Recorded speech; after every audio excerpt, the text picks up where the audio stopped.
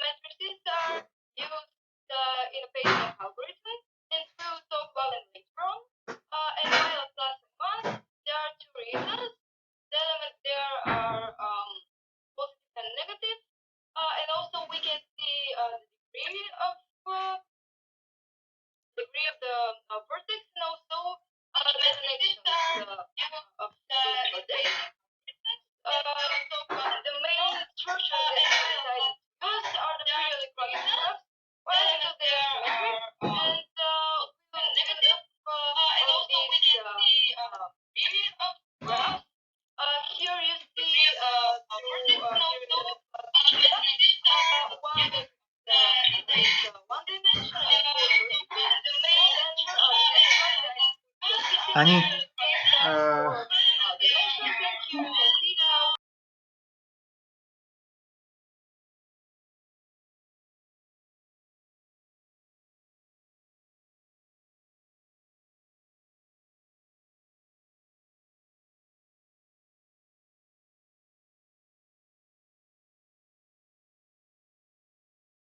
the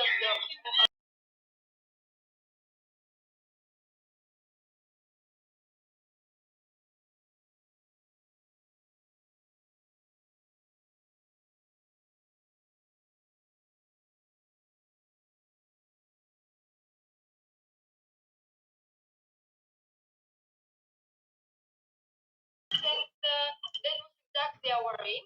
We can see a pattern, and as we see, the base is even orthonormal. We made it so. So after we have the property for one-dimensional graph, it's time to turn to the four-dimensional periodic graph. So how are periodic graphs similar? Well, it's quite simple. We can represent the three-dimensional periodic graph and their eigenfunctions through the one-dimensional periodic graph and eigenfunctions, and also the identity matrix.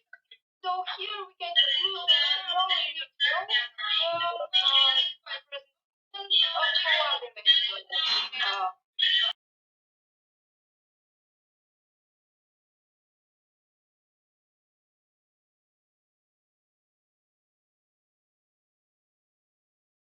their properties.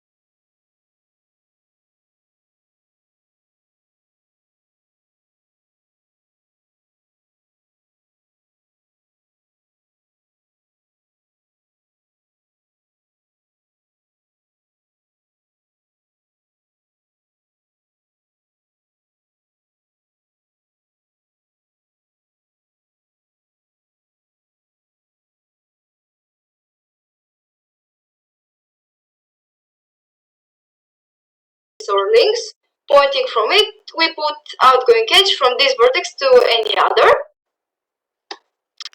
And here are our results. If we have equal probabilities of going from vertex to any vertex that points to, we have these results in our table. I showed the eigenvalues of the Laplacian matrix and the eigenvalues of the stochastic matrix, and then I made a comparison. It's really easy to convert Laplacian matrices to stochastic matrices. As we can see, the representation below, above the table, and we can guarantee that there exists a unique real eigenvalue equal to the spectral radius and a corresponding eigenvectors with positive entries during via the theorem. So we have no problems by the Perron-Frobenius theorem, and we can easily convert our results from theoretical to results that are from the ranking algorithm. And now, in conclusions, what we made observation about our main structures. We explored the different factors and make predictions. We also had theoretical results, and we connected these theoretical results to the ranking algorithm, which overall means that we can do this. We can start from simple structure, or like for any structure we want, and come to any structure we want to gain. So this means that we can control and change everything connected with undirected structures. So now I have a solution for undirected graphs. And what can I do more? Of course, there is a lot more that we can do. What happens was by more complex graphs. Here I mean that I didn't manage to cover the case from directed graphs. So this will be my future development. There is also the role of the damping factor. As we all know, the PageRank algorithm is an algorithm that is influenced not by one or two factors. So the damping factor will be a factor that I could include there. And also, I found a very interesting model called the Schelling model, and I think that this project can be connected to this Schelling model, but this also remains for our future development. But for now, we can make whatever we want with undirected structures and undirected networks. Last but not least, I would like to thank my mentor, Ludmil Zikatanov, for guiding me through the whole process of research, and I would like to thank Stanislav Farizanov for the constructive criticism and for the help in the beginning of the project. And I would like to express my gratitude towards Konstantin Devchev for the conversation we had on the topic. And I would like to thank you all for your attention.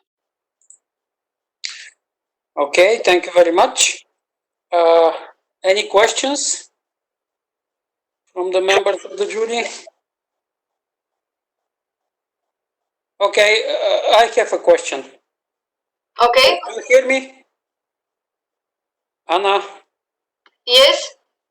Okay, you said at the beginning of your presentation that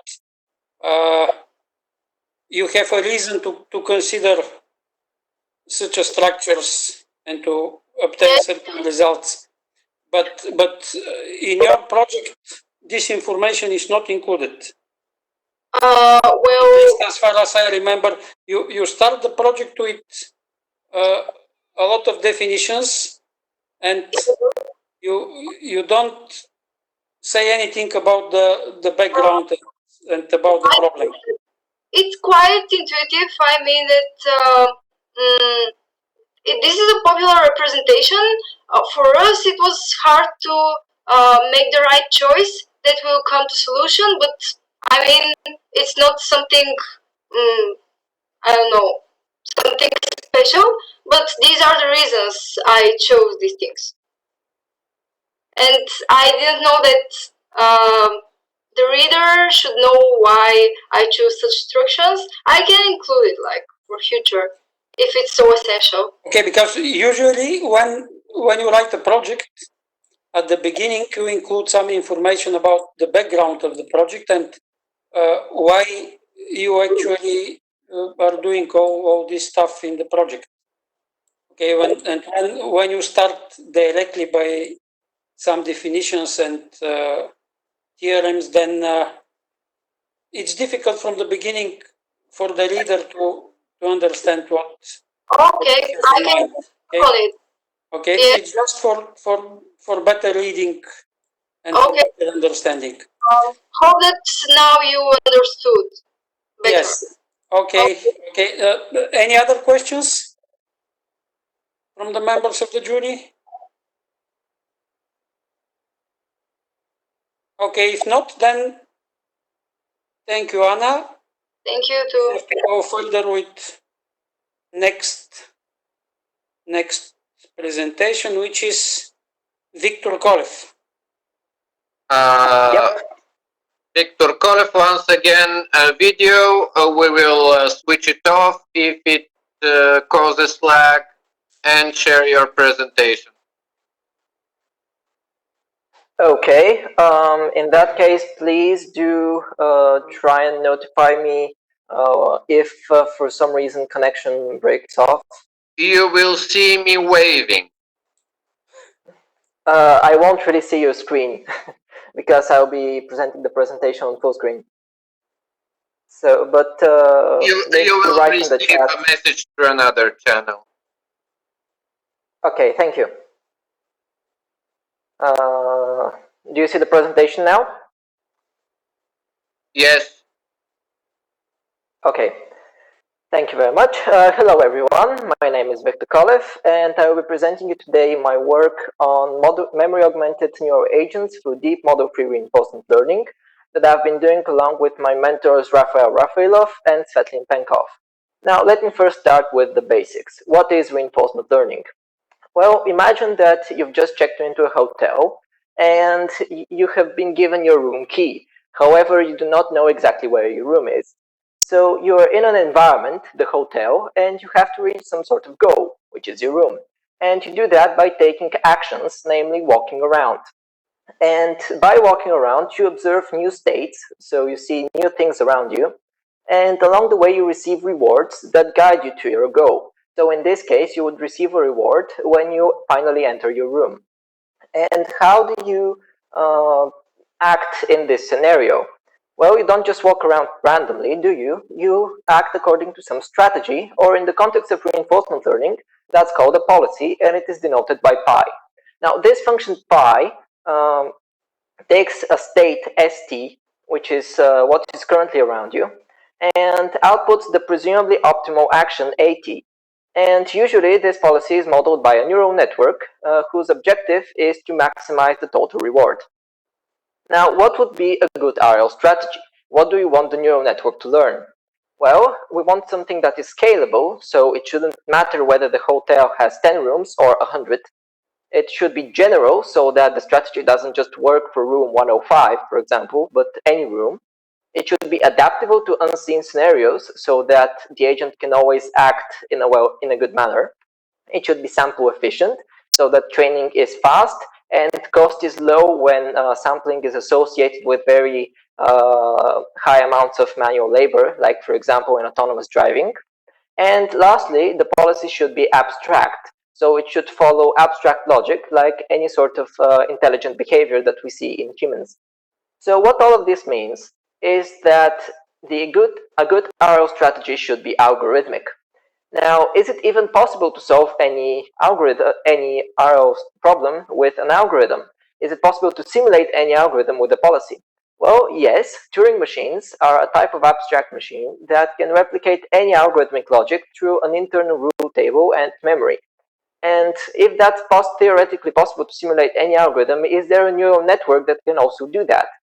Well, as it is proven by Ziegelman and his colleagues in 1992, LSTM cells, which are ubiquitous in machine learning, are actually Turing complete. And that means that they can replicate any program that can be simulated through a Turing machine. And if it's theoretically possible to learn any algorithm, do RL agents learn algorithmic policies? Well, unfortunately not. As we can see from the performance of the DQN agent, which is from a very famous reinforcement learning paper, good performance is exhibited on games such as Breakout, but very poor performance, which are very reactive in their nature, but very poor performance is exhibited on games such as Mrs. Pac-Man. And here are the two games. As we can see, Breakout is quite reactive and there is no long-term planning here. But in Mrs. Pac-Man, one needs to plan for the long term and to really follow an algorithmic approach and extract a principled solution, not just reactive policy. And why is this poor performance in algorithmic tasks? Well, first of all, the Turing completeness of LSTM cells relies on very precisely hand-coded memory operations. And that means that the memory operations that are encoded in the network weights need to be very precise in order to guarantee Turing completeness, and that is not that often practical in the real world. Furthermore, memory in LSTM cells is internal, and that means that the two processes of learning to remember information and of learning a good strategy are actually intertwined, and that results in an exponentially more complex problem. Finally, LSTM cells have no method for controlling flow. So basically, they cannot easily emulate a conditional statement, which is ubiquitous in any kind of algorithm. So how do we solve all of these problems? Well, we take a look at something that is very good at executing algorithms, namely the modern computer. And the differentiable neural computer is a neural architecture that very closely resembles the inner workings of a modern computer. It implements external and linearly scalable memory, which means that now the memory operations are decoupled from the learning process, resulting in a much simpler overall problem. And furthermore, the memory capacity can be increased without very huge penalties. Moreover, the DNC implements random access storage, which is a foundation of modern computing, and key-based search, which can be used to emulate control flow. So the network can search for specific keywords in memory, and depending on whether it finds it or not, it can execute different statements. Lastly, the DNC, that's short for differentiable neural computer, can read and write at multiple locations simultaneously through multiple read and write heads. Now here is a schematic of the DNC. It receives some input from the environment XD along with vectors that it has read from memory and gives them all to an internal controller that manages memory operation, namely writing and reading for the next step, and also implements the internal logic. Now, what do we think would happen when we use a DNC in reinforcement learning, something that has never been tried before? Well, we believe that this would result in improved sample efficiency, since now the problem that we're trying to solve with the DNC is much simpler because the memory operations are decoupled from the learning process. Moreover, after we have learned effective memory operations, now the network has much larger access to information, and therefore the problem is further simplified. This would also result in more general RL agents, since algorithmic logic is much more easily implemented in a DNC. And lastly, we reckon that we would observe a correlation between memory usage and performance, as good performance in the DNC is very much relies on efficient memory utilization. Now, all of these hypotheses are tested in our first experiment, which is on the classic environment card pole. In it, we have a card, and we must balance a pole on top of it, as we can see on the right. And from the table on the left, we can see that the DNC is around 2 to 3 times more sample efficient. So the LSTM requires around 2 to 3 times more episodes to train a successful policy. And this advantage of the DNC persists even when we add input noise to the observations, meaning that we effectively blur the vision of the DNC. And what that means is that what the DNC learns is a very robust policy that can sustain large amounts of noise, which is very useful in practical scenarios such as autonomous driving again. Also, this robustness continues to manifest itself when we look at trained LSTM and DNC agents. As we progressively add more and more Gaussian noise, we see that the performance of the LSTM degrades much faster than that of the DNC, which is again a testament of the DNC's greater robustness and better algorithmic learning. Here we can see this very strong correlation between memory usage and episode reward. As we can see, as memory usage increases, so as the DNC learns efficient memory operations, the average reward also increases rapidly, which means that as the DNC learns to rely on its memory to solve the task, it can really rapidly improve its performance in the environment. Now, it turns out that the DNC is quite a good fit for a subset of reinforcement learning problems, namely meta-reinforcement learning. Meta-reinforcement learning takes on cues from human cognitive behavior, in that there the objective is not to learn how to solve a specific task, but rather how to learn a learning algorithm. A human doesn't really know how to do a task that it has never encountered before, but it can learn very quickly. And the same principle is applied here. So a learning algorithm needs to be learned in the network parameters, and the memory element should be adapted to fit a particular task. And this really makes learning much quicker and with very few samples, much as a human would. And usually this memory element is the LSTM hidden state. However, here for the first time, we will see what happens when this memory element is the matrix of a DNC. And we believe that we will observe the same improved generalization and sample efficiency in line with our previous experiments, which are due to the algorithmic structure of the DNC and its greater access to memory. And also, as here we very much rely on memory to adapt to the current task, the scalability of the memory capacity of the DNC will aid in lowering the number of parameters that are needed. Because to increase the memory capacity of an LSTM cell, one needs to increase also the number of parameters of the LSTM quadratically. And with the DNC, it's only a linear increase. So that means that the DNC would have far fewer parameters and therefore can be scaled to much larger problems without hindering stability, as more parameters results in a less stable network. And lastly, we believe that on a fixed number of tasks, the DNC would exhibit behavior that is very similar to human long-term memory, namely that it would preserve compressed valuable information about each task, and it will recall it once that task is met for a second time. And here are our results from meta-reinforcement learning. We use a random maze environment, so the agent can interact with a particular maze for 3 episodes before the labyrinth is reset. And we can see that the LSTM agent needs approximately 64% more samples to learn a successful policy for exploring and solving mazes, which is again a testament to the DNC's sample efficiency. And yet again here we observe this same correlation between DNC usage and average reward, which is a proxy for good performance. Now, the DNC also presents a very interesting opportunity. Neural networks are usually black box models whose structure cannot in any way be analyzed to reveal meaningful information about the function that they learn. However, the DNC has very rigid memory structure, and that can be subjected to thorough analysis from the point of view of information theory. And we use mutual information to capture the similarities between variables of the environment and components of the DNC, such as its memory matrix, or the newly written vectors and what it reads from memory. And what we observe on the maze environments is that there is a very high mutual information between the components of a new cell, so where the walls are and what are the coordinates of the cell, and the newly written to vector in memory. Now, future development of this project is right now to implement this memory analysis on k-armed banded problems, which are very interesting for the exploration versus exploitation trade-off.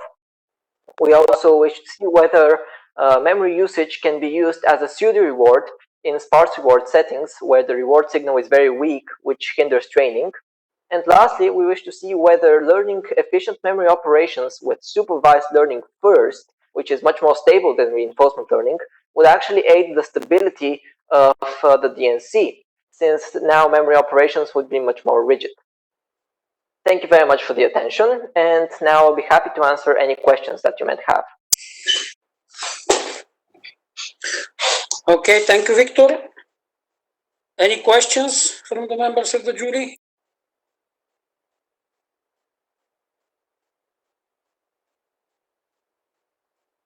No?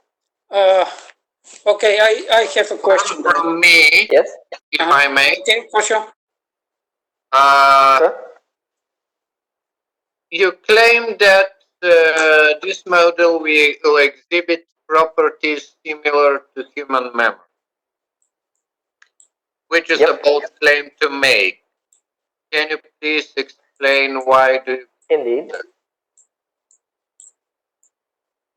Well, you're talking about the long-term memory or in general? What are you referring to? Talking about precisely? your claim. Okay, so when talking about the similarities between the DNC and the long-term memory that it may exhibit, when we train on a fixed number of tasks, the DNC will encounter them again and again. And if we preserve the memory throughout trials, so the memory is not reset through any of the different environments, then at some point, the DNC, enough information will propagate back to the original task so that the DNC can learn very quickly what is the task's structure, and this is the optimal behavior that it can learn. So if it has the memory to, if it remembers what data it's useful for an environment, for example, in a maze environment, that would be the, for example, optimal path, which it can save very easily. And if it can recall that, when it encounters the task again, it would receive much greater reward, and that signal will propagate back to the original encountering of the task, which would in turn modify the parameters in such a way as to remember this valuable information. Have I answered your question? I still lack any particular relations between this and the workings of the human memory, where we have very little understanding currently. But this is an issue of a much broader discussion that we might have independent of current communication. So I have no further questions. Okay, any other questions? Okay, I have a question then. Yes, please.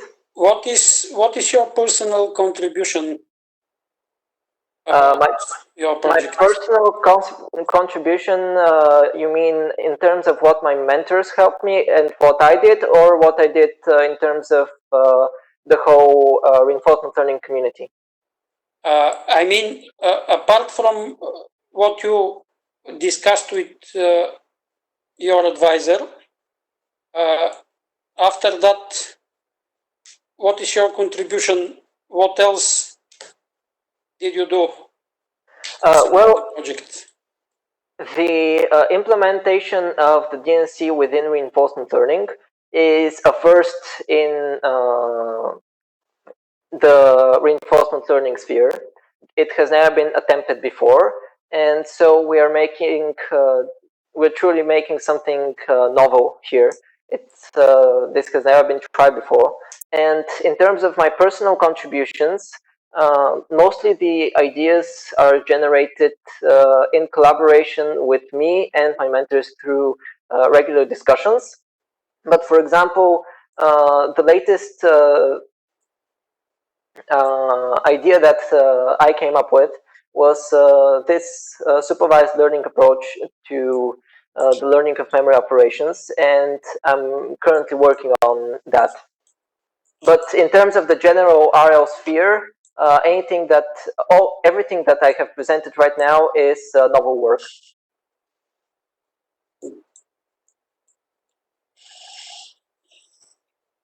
Okay, if there are no more questions, then let's thank Victor once again, and to move further, next project is Victoria Kirillova. Yeah. Victoria? Yes, I'm here. Okay. We're waiting for your presentation. Yeah. 1 minute, please. Now you should be seeing it. Not yet? Okay. It's okay now. Okay. So my project is how the outer tree can help in the fight against heart diseases. And I will begin with some explanations about the coronary diseases, coronary artery disease itself. It is one of the main causes of death in Europe, as the statistic shows that in every 3 people, 2 have some type of cardiovascular disease. As we all know, there can be caused by smoking, high blood pressure, high cholesterol and sugars in the blood, genetic changes, and so on. All these result in impaired function and damage of the cells of the inner surface of the arterial wall, which are called endothelial cells. Also, when these cells are damaged, on them happens the increased expression of intercellular adhesion molecules, which then give the beginning of a fatty plaque formation and therefore thickening and narrowing of the arterial walls. The result of the endothelial inflammation is that monocytes and bad cholesterols enter the vessel, and now I will show you how exactly this happens. This is the white blood cell that gets attached to those. These are the adhesion molecules that are on the damaged endothelial cell from the inner surface of the wall. And when the white blood cells get attached, it can easily enter the arterial wall, and by this way, it gets into the arterial wall. But unfortunately, together with the white blood cells, the bad cholesterols called LDLs also enter the arterial wall and bind to the free radicals that the white blood cells produces. Victoria. Yeah. What we see on your presentation through the webcam is not really all too clear. Can you please show this picture on a screenshot on the screen instead of the presentation, and maybe just alt tab between the two? Well, it's a model that I have made. I don't really have a picture. We did discuss earlier today that you're going to present on a presentation. Yes, but okay. You know that webcams do not have the necessary quality for it. Okay, well then I will just explain it without the... all right, so the white blood cells, the monocytes, start to engulf the cholesterols that have entered the wall, and these cholesterols then make the cell lose its proper functions, and later on the white blood cells dies, and deposits on the arterial wall together with some salts and the cholesterols, and this is just how the fatty plaque formation begins. So we can see that the presence of these adhesion molecules on the damaged arterial cells is a definite biomarker for its damage, for the arterial cell, and I have put a microscopic picture. Here we can see that the little dots are the ICA molecules, the adhesion molecules that are on the endothelial cells. Our aim was to dive deeper into the precise, specific regulation mechanisms by which the oregonine extract from the alder tree affects the expression of those adhesion molecules, and we can see on the picture this is the alder tree itself. The oregonine, which we isolated from the bark of the alder tree, is a polyphenol which has a very high antioxidant and anti-inflammatory properties. It also has very low cytotoxic effects, which means that it doesn't lower the cell's viability, which is very important. And also, the oregonine inhibits the formation of those fat cells that lead to plaque formation, and therefore it prevents the obesity-related metabolic disorders. And here I have included also the chemical formula of oregonine. Unfortunately, many diseases are associated with abnormalities in the gene expression and also in DNA methylation. And what I mean by DNA methylation, well, DNA methylation is a synonym of silencing. When a gene gets methylated, a methyl group binds to the gene, and by so it silences it. And when the gene is silenced, it can no longer do its functions, and it doesn't work. It's just blocked. And therefore, we wanted to prove that the oregonine is really like an ambrosia in the prevention of the insidious heart diseases, because it can decrease the expression of these molecules and silence the genes that encode those molecules. And more scientifically said, our question is how exactly the oregonine can alter the silencing of the ICAM1 gene, which activates the adhesion molecules in the human endothelial cells. The materials that we used were human umbilical vine endothelial cells, which we cultivated in different groups.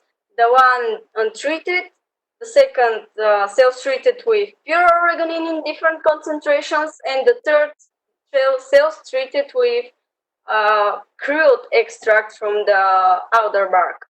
We examined the samples at 24 and at 48 hours upon cultivation, and for this purpose we isolated their genomic DNA.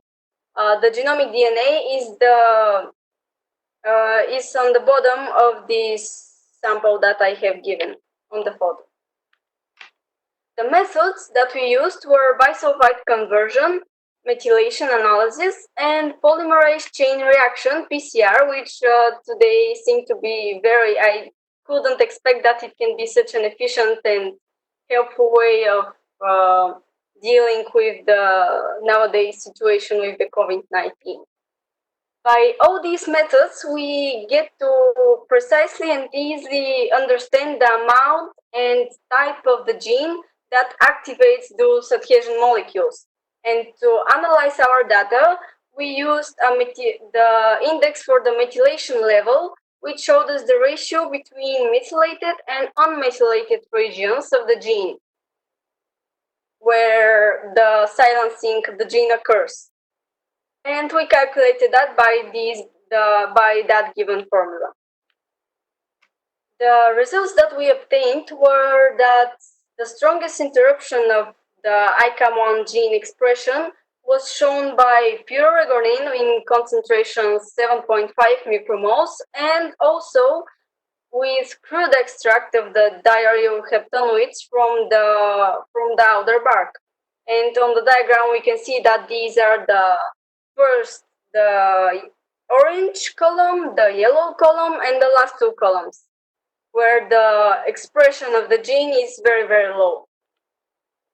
We can see a very, very clear tendency for the decreasing of the expression and the very low, therefore very low methylation index of our gene, which is very good because when the expression of the gene is low, it won't be synthesized on the adhesion molecules won't be synthesized on the damaged endothelial cells. But in parallel with those results, we also saw that the activity of an enzyme called DNA methyltransferases was also inhibited, which means that when this enzyme adds the methyl groups to the gene and does the silencing. So when we have this lowered activity of this gene, then we will silence the gene. We will expect actually a high increased expression of the ICAM1 gene, but as we saw on the previous slide, it is very low. The tendency is that the gene is decreased with decreased expression. So that led us to the thought that the silencing of the gene occurs, but not by methylation, but by other unexpected bias mechanisms, which I found very exciting. The obtained data allows us to confidently state that the oregonin treatment leads to efficient suppression of the ICAM1 gene, and because of its strong antioxidant and anti-inflammatory properties, in fact, stronger than those of curcumin from the turmeric, which is like known to be a leader in this subject of study. The oregonin has higher antioxidant activities and protects the cell's viability much more than curcumin does, which is very crucial for medicine. And therefore, I think that it can prevent the fatty plaque formation much more efficiently. This project gave us a challenging and exciting riddle to solve for future research, and that's namely what is the complex mechanism by which the outer extract can affect the gene's expression and the gene's work. How does it silence them when not by methylation? And the targeted efforts in unraveling the pathways by which the oregonin ambrosia effects on the genetic changes will give us a very sound basis for a new herbal salutary medicine, and therefore we will have much more ways to prevent the heart diseases. And that's why I think the future of oregonin in the care of human health is very promising and bright. Thank you for the attention.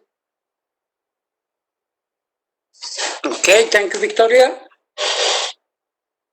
Any questions?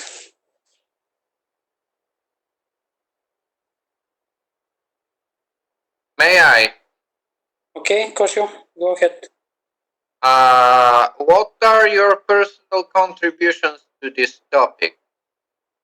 Well, I did the experiments together with my leader. We did them together.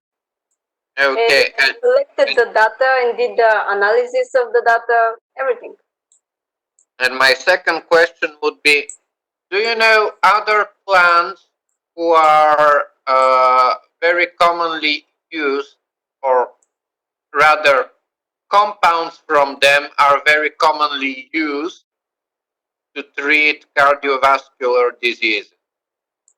Yeah, as I mentioned, that's the curcumin extracted from turmeric. It has very also high antioxidant properties, but in fact, oreganin has higher antioxidant properties than curcumin, and also doesn't lower the cell's viability as much as curcumin does. And this is exactly why I think that the oreganin is actually much more efficient in helping the endothelial cells. No, I mean as an actual medicine, not as something that supports the antioxidation or other non-specific action. Something that has specific action on the cardiovascular. Well, I'm not really sure how to answer these questions. There are a lot of drugs that are known to help in the fight with the cardiovascular diseases. And some very widely used of them are compounds found in the digitalis plant. For example, digitalis lanata, which is why the medicine is sometimes called planitop.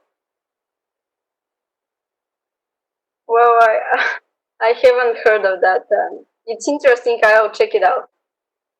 But a word of caution, digitalis species are notoriously poisonous.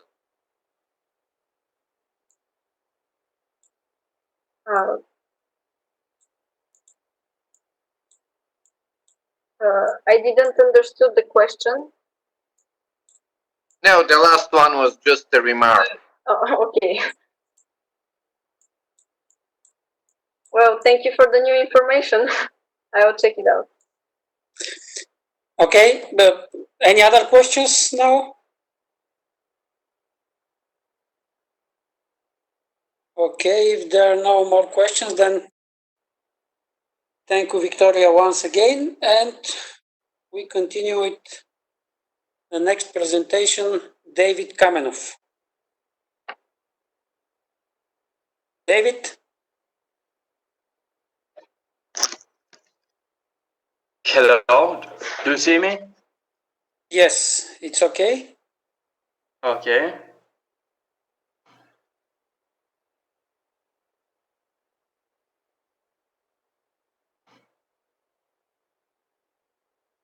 Do you see my presentation? Yes. All right. Hello, my name is David Kamenov. I'm 18 years old and in 12th grade in Maths and Science High School, Montana. It's a great pleasure for me to be part of this competition, Young Talents. I would like to present you my project, improving the resolution and readability of two-dimensional medical images through mathematical transformations, with mentor Associate Professor Stanislav Harizanov from the Institute of Mathematics and Informatics of Bulgarian Academy of Sciences. To begin with, the abstract, digital image processing is a modern and extremely active and applicable scientific field that combines research techniques from both mathematics and informatics. Its applications are countless and can be used in every aspect of human life related to digital images. Some of the most common applications include medicine, engineering, security, photography, archaeology, architecture, and are extremely useful in space exploration, mostly satellites and GPS technology. Introduction. The project Improving the Resolution and Readability of Two-Dimensional Medical Images Through Mathematical Transformations is focused mainly in the field of bioinformatics and image processing. It aims improving the resolution and readability of images with mainly medical purpose. Despite this, it's multi-purpose and can be applicable in many other areas like non-medical images. The main idea is devoted to the important and still unsolved issue in the medical X-ray and CT imaging, how to improve the image resolution and get better image readability without exposing the patient to higher radiation, because it could be harmful or even fatal to humans. The standard approach which is being used is to harder radiation to gather images with higher quality and higher resolution. But as I said, this could be harmful for the patient.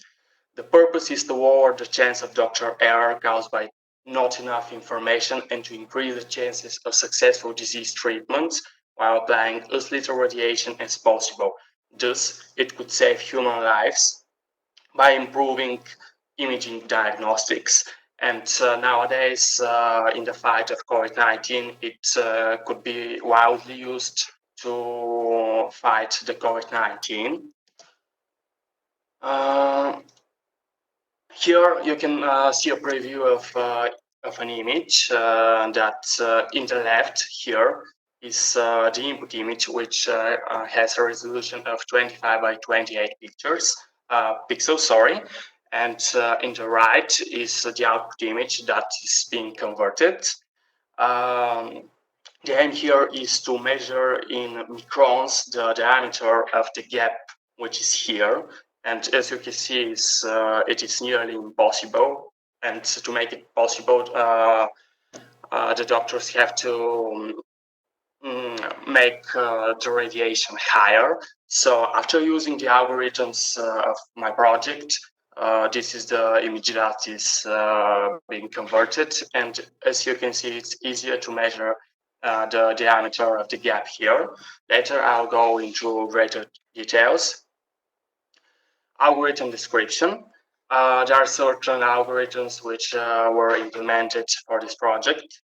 The first one is image to grayscale, then grayscale to matrix, extractive variables algorithm, upsampling algorithm, downsampling algorithm, improving image readability algorithm, edge preservation algorithm, and matrix to output image. Now I'll go to greater details about these algorithms. Step 1 and 2, image to grayscale or matrix. Why is this necessary? Well, because using grayscale images than colorful one is more reliable, and most of the medical images are grayscale, 99% of them. For example, the X-rays, almost all X-rays are using grayscale, and they're using 8-bit grayscale. So here I'm using 8-bit grayscale to be as accurate as possible, and then the grayscale is being converted to matrix. The aim of converting the colorful images to grayscale is to be able to use the project not only for medical images but for a whole lot of others. Step 3, extracting the variables. This is one of the most important algorithms because it extracts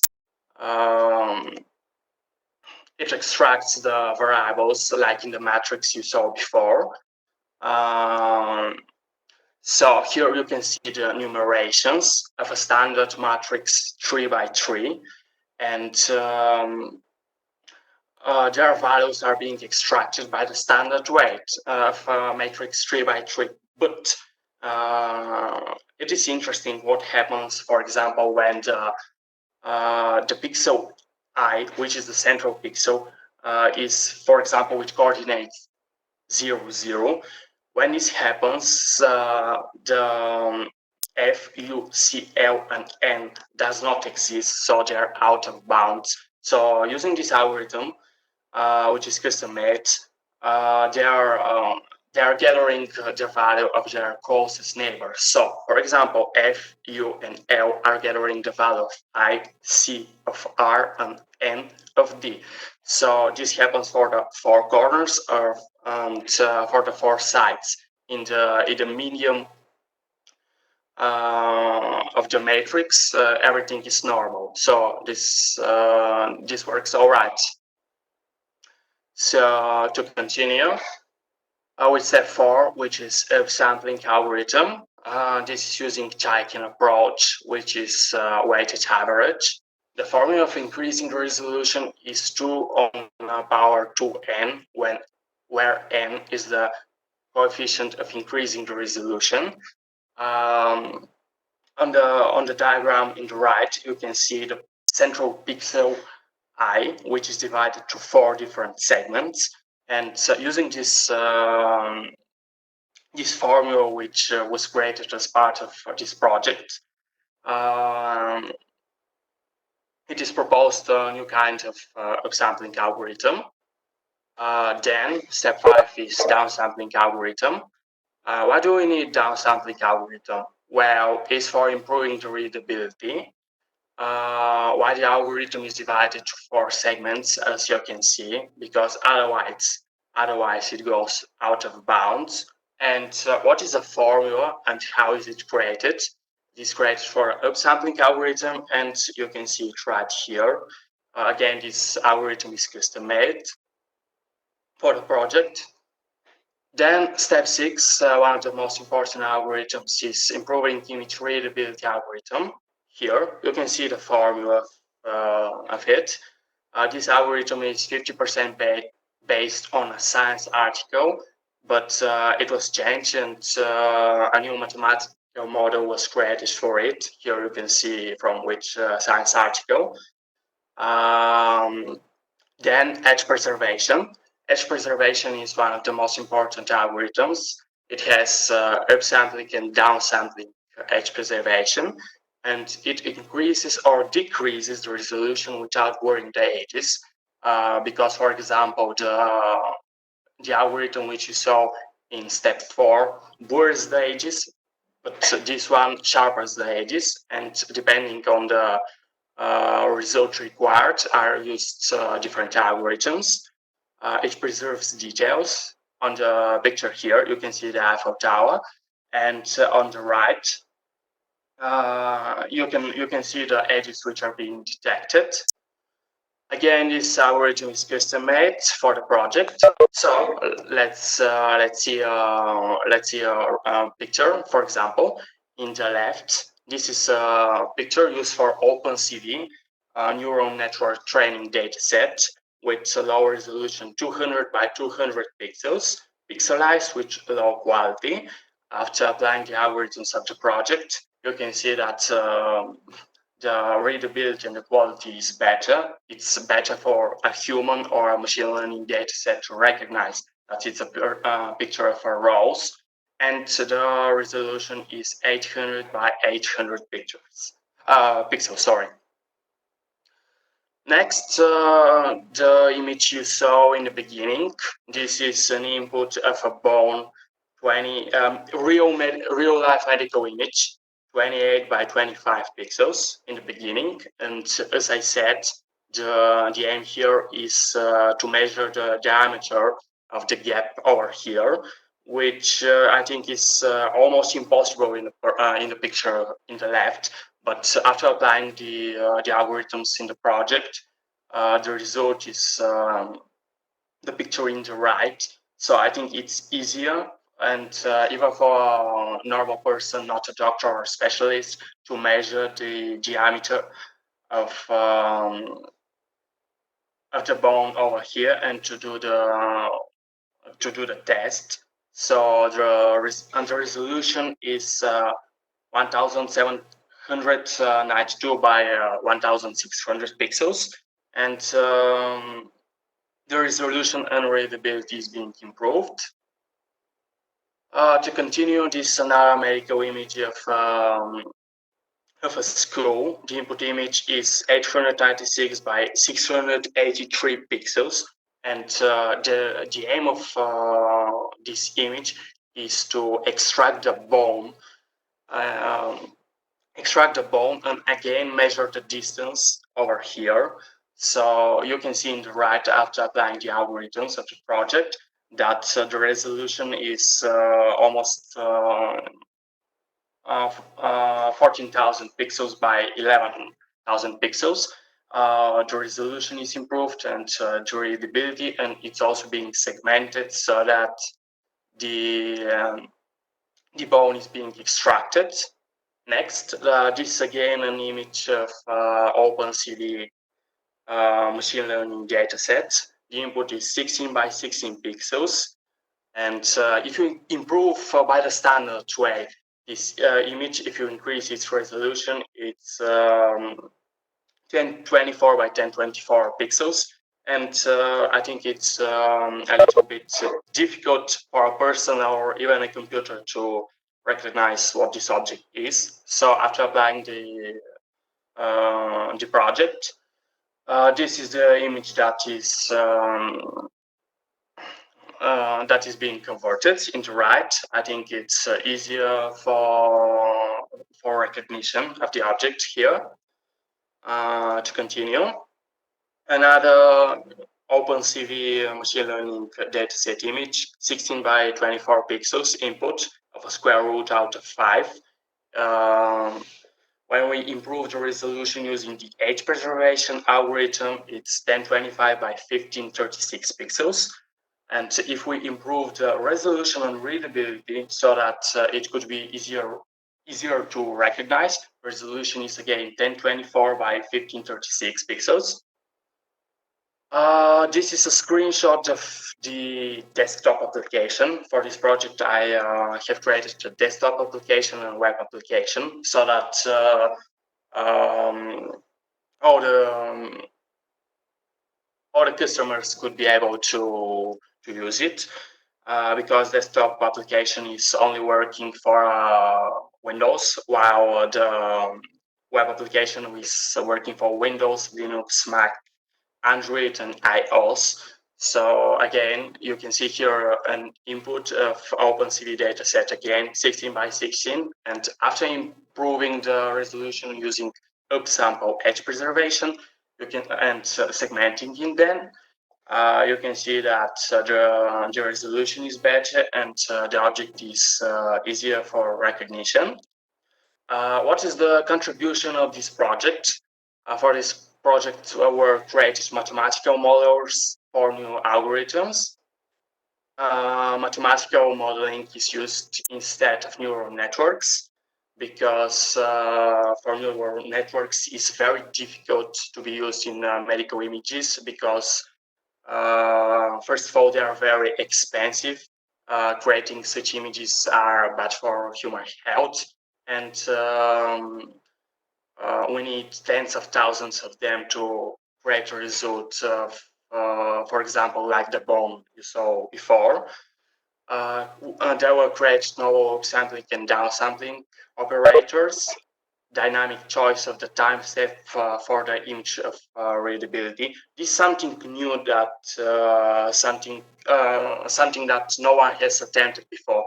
So that the dynamic coefficient delta t, which blurs using image readability, blurs with different step and using different type of blur for every iteration. So as I saw, no one has attempted to do this before. It was made comparison analysis between various super resolution techniques, created desktop application, created web application, and I would like to note that it can save human lives by improving imaging diagnostics, and again, it could be used with, in the fight of with COVID-19.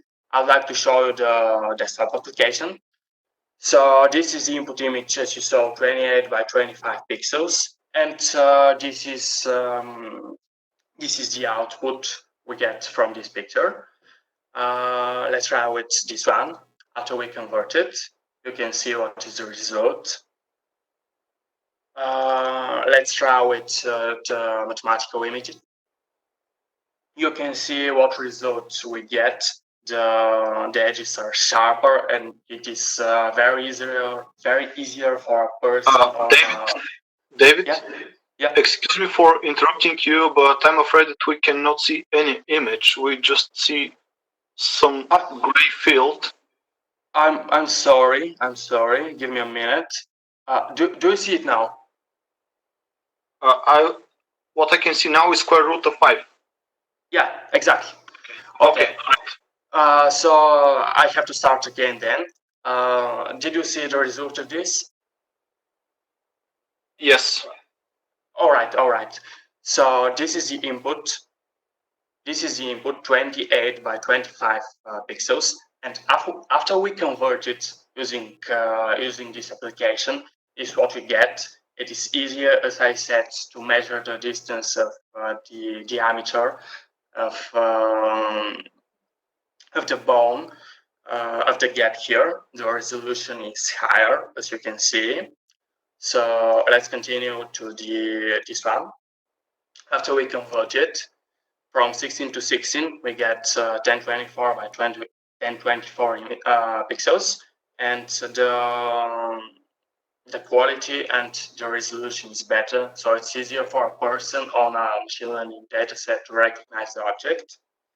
Let's continue with the square root out of 5. 16 by 24, and it's almost unrecognizable in the left. Wow, in the right, you can see 1024 by 1536 pixels, and I think it's much more recognizable and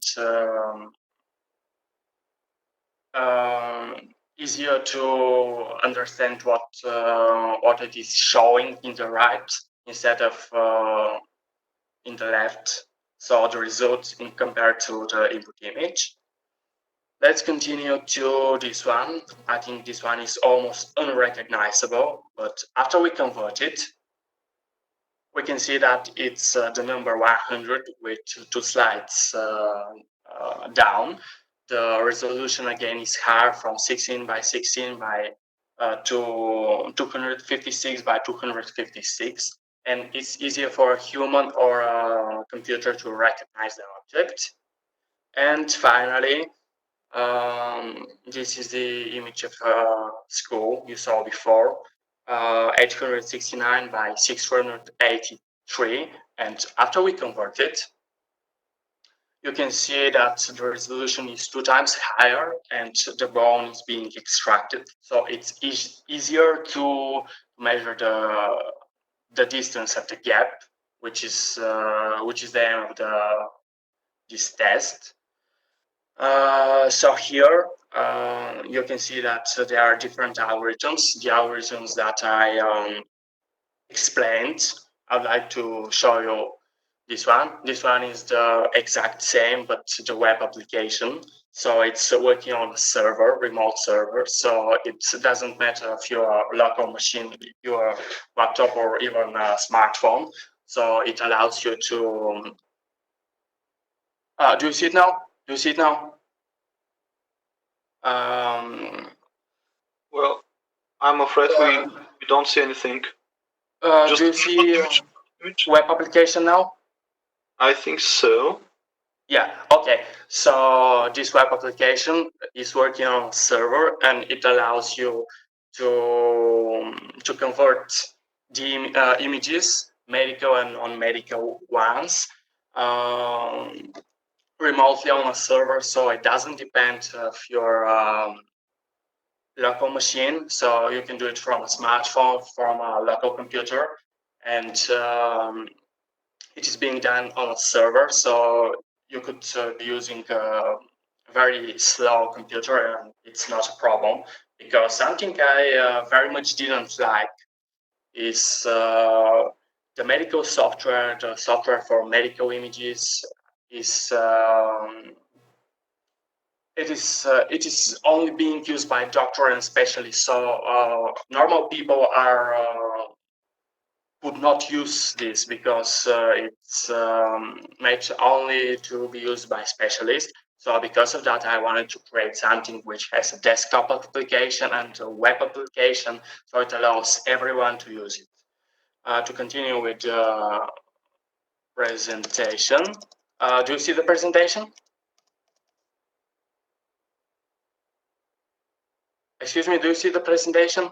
Yes, I can see it. Okay. I can see it. All right. So future improvement. What are the future improvements I'm aiming?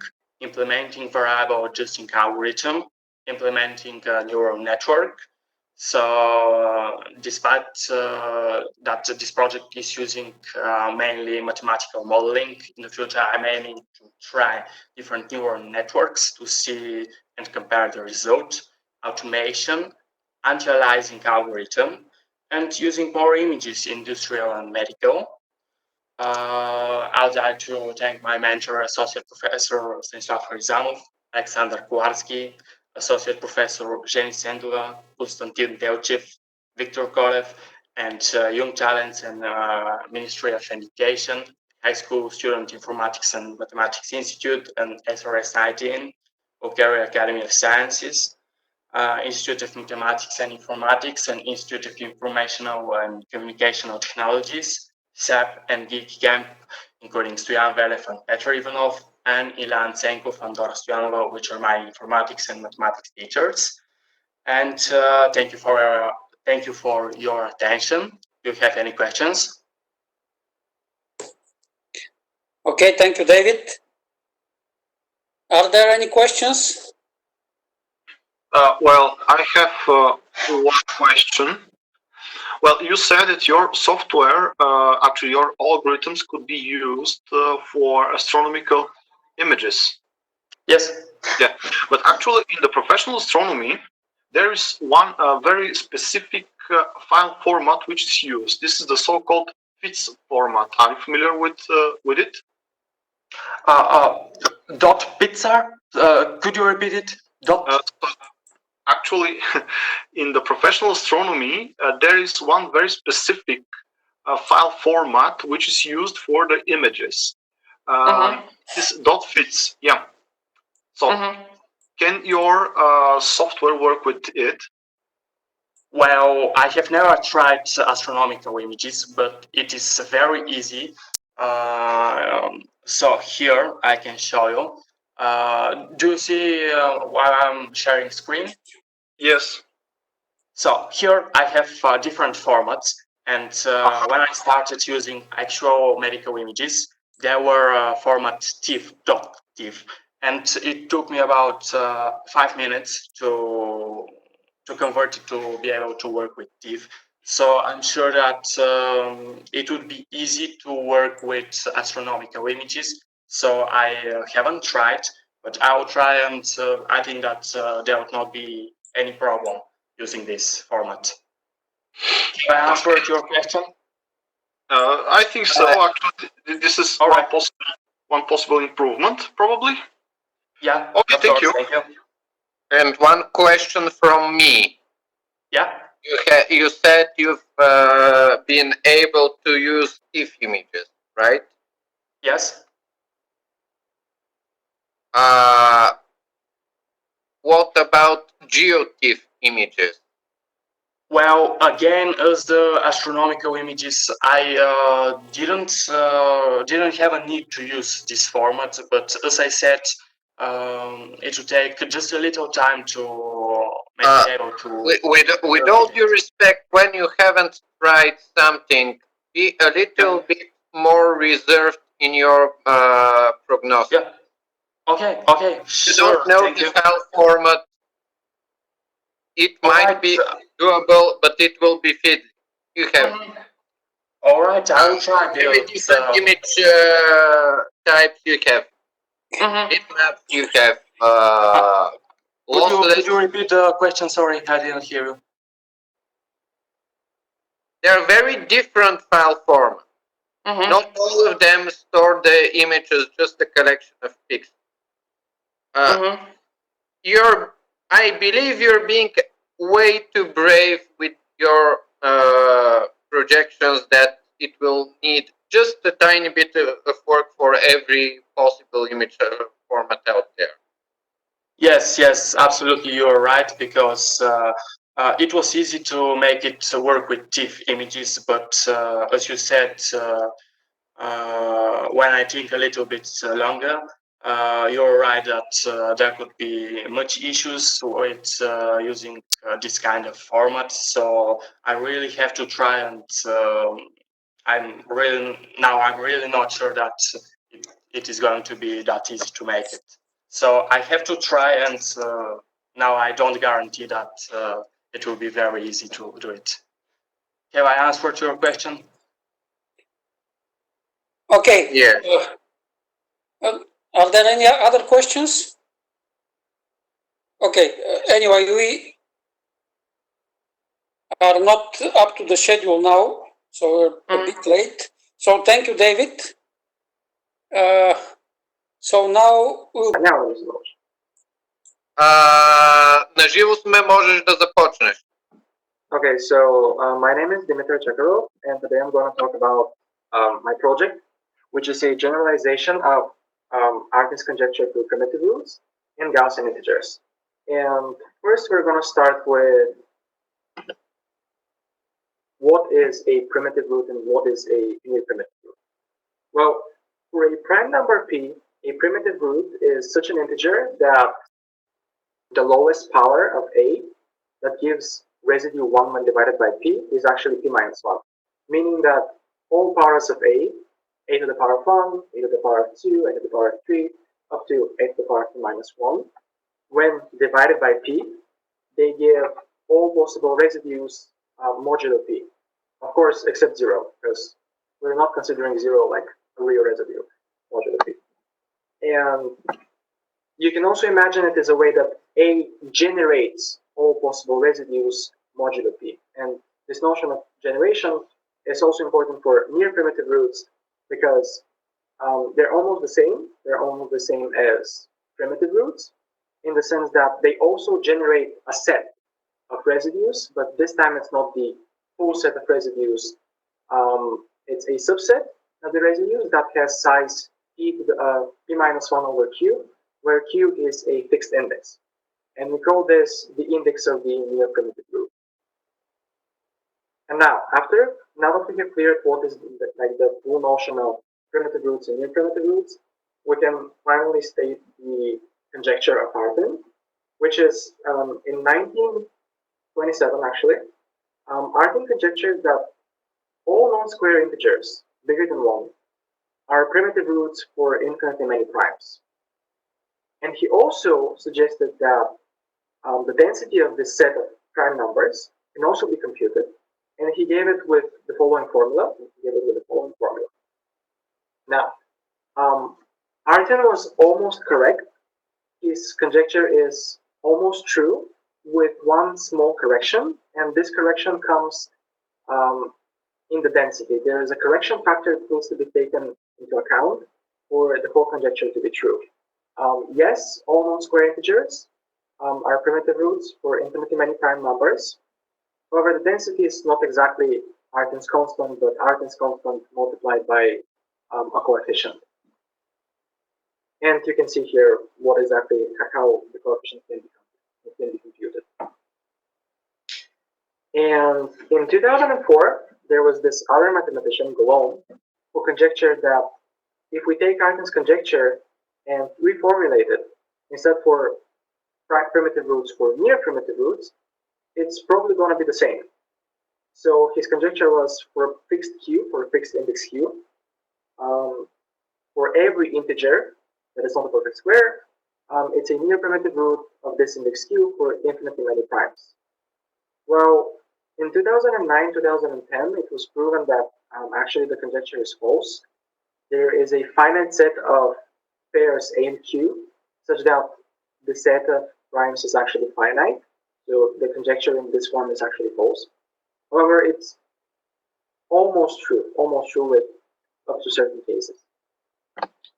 And now that we have cleared all the important historical data, we can actually state the problem that we are tackling in our research project, which is essentially Golomb's conjecture, however, in this interesting ring of integers called the Gaussian integers. We conjecture that it's almost exactly the same. Instead of saying integers, we say Gaussian integers, and instead of primes, we say Gaussian primes. And some of you may be wondering what is a Gaussian integer. Well, it's essentially a complex number with integer coefficients. Meaning you can take a complex number of the form a plus bi, and a and b need to be integers. This is a Gaussian integer. Or geometrically, you can imagine it as if you take the whole complex plane and then put on top of it an integer lattice. The nodes of the lattice are Gaussian.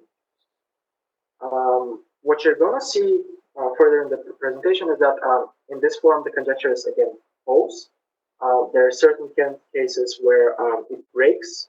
There are finitely many primes, Gaussian primes to satisfy it. And we're going to see what exactly is happening. Similarly to Artin and to the other mathematicians who tackle Artin type problems, we're going to be working with densities, and specifically natural density. And the natural density is a measurement of how big a subset is in relation to a bigger set.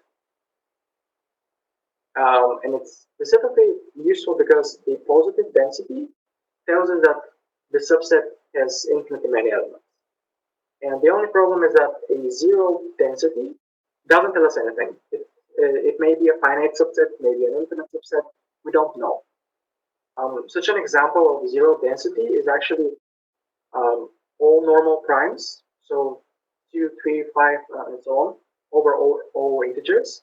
The set of prime numbers has actually zero density.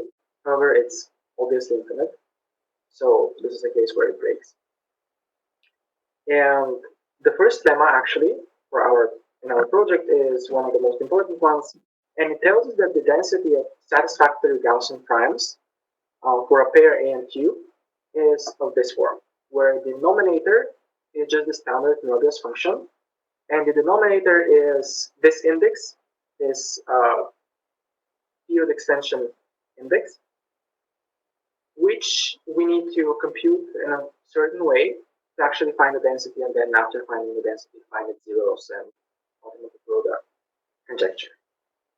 Now, we tackle it in the following way, and I'm going to give a rough sketch of the proof. First, we divide it into parts. The right-hand side can be computed quite easily, whereas the left-hand side is harder to examine. So we divide it into 3 parts. We divide it into the following 3 parts. When the Gaussian integer is on the real axis, so the real axis, when the Gaussian integer is on the imaginary axis, and when it's anywhere else but the 2 axes. So we have a line, another line, and the whole plane except those 2 lines. After we have enough information about this index from these 3 cases, we can actually represent the density in the form of these nicely looking functions, which are called backstop sum functions, named after the mathematician who first used them, I guess, which can be, whose zeros actually can be found quite easily. That's why we use them. And here below, at the bottom of the page, you can see 2 questions. When an integer prime, the square root of an integer prime, can be expressed as a sum of roots of unity, and when the square root of a Gaussian prime can be expressed as a sum of roots of unity. And those 2 questions prove to be essential for understanding the left-hand side index that I told is quite tricky to examine. By answering the first question, we actually sort of kill the cases for the real and imaginary axis. The answer is actually quite positive. The square root of a prime number can be sometimes represented as roots of unity, and it's conditional on the discriminant of the quadratic field dividing the index of the roots of unity. But you can, for those of you who don't know what this is, it's a condition that needs to be met for this thing to be actually true.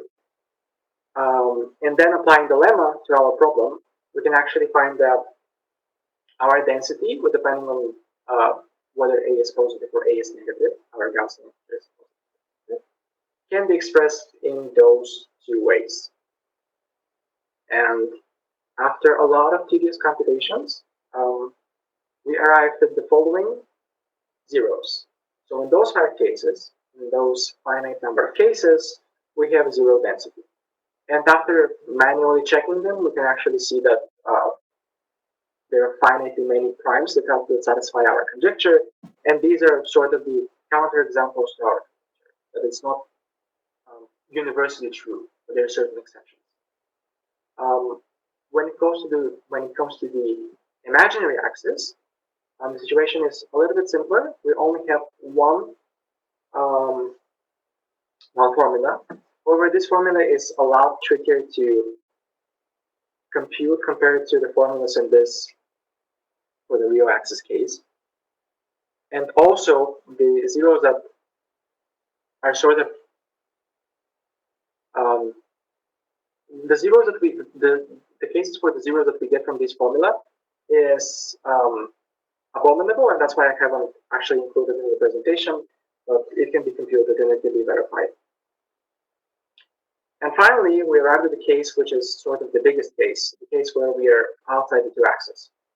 And to answer it correctly, we need to look into the question when the square root of a Gaussian prime of the form a plus bi, where a squared plus b squared is a prime number of the form 4k plus 1, meaning that we're looking into Gaussian primes that are essentially not on the real axis. And then after we answer this question, we can see these simple formulas for the density outside the axis. After that, we can find the zeros.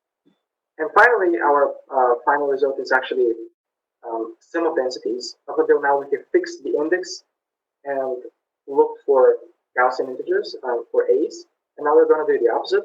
We fix the a and we go through all possible indices.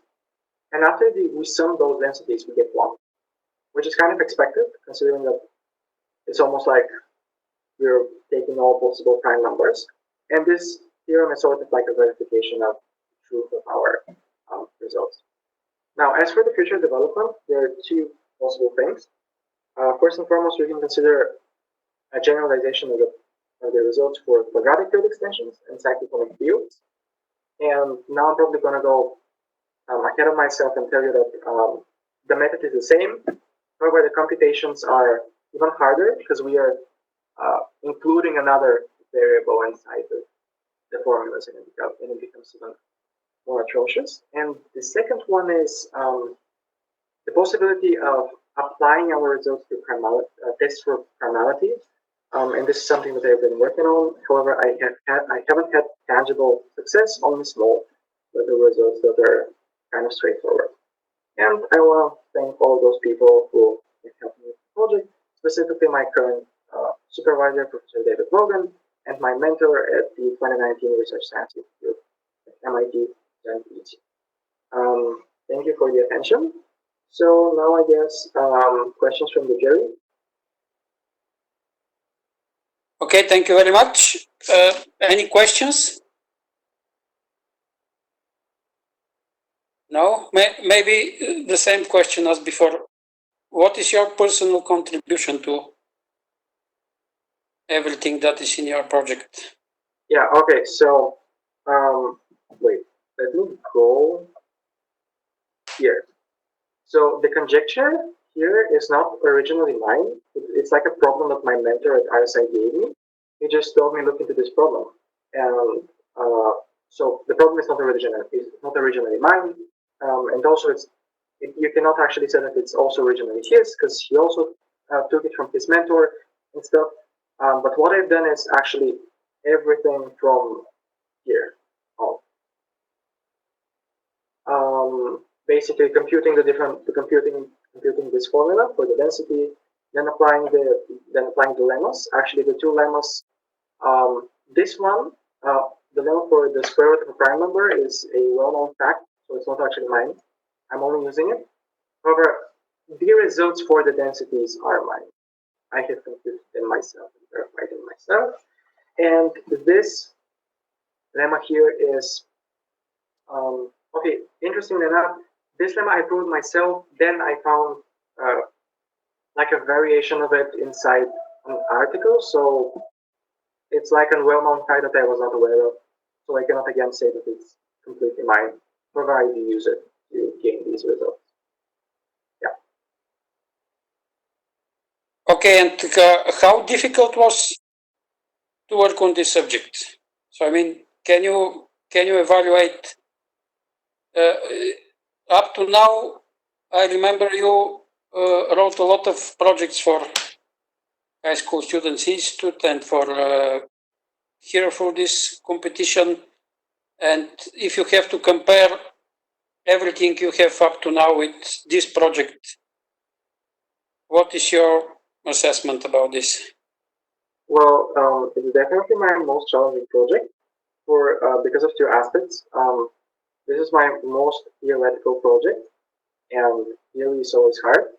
And when I was acquainting myself with the topic, first and foremost, I had to read like 20 different papers to actually get to know the state of the problems and what was happening inside this area of art and type conjectures and problems and stuff, and what people have been doing in the past 20 to 30 years. Actually, not 20 to 30 years, in the past 100 years, because the development has been ongoing for the past century.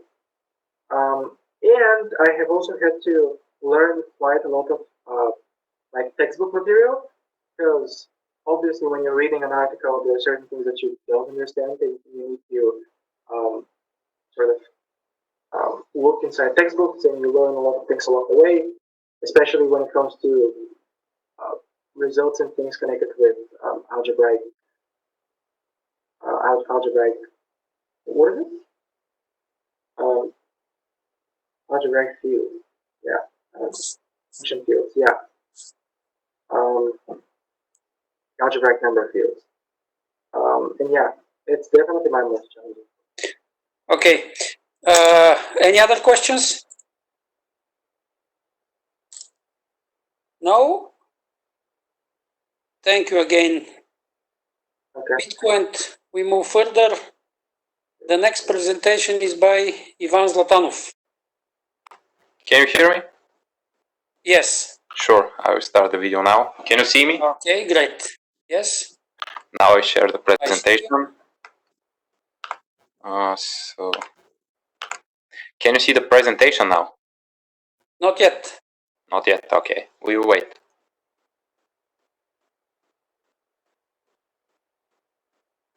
Is it up now? No. No, still not. Well, we have to wait. It is just the title. Yes. I guess Heimdall. Yes, yep. That's fine. Nothing else. Maybe this is the first slide. Yes, that's the first slide. So I have a second monitor here, so I will take a look sometimes because I follow the chat if something happens. So hi guys, my name is Ivan Zlatanov.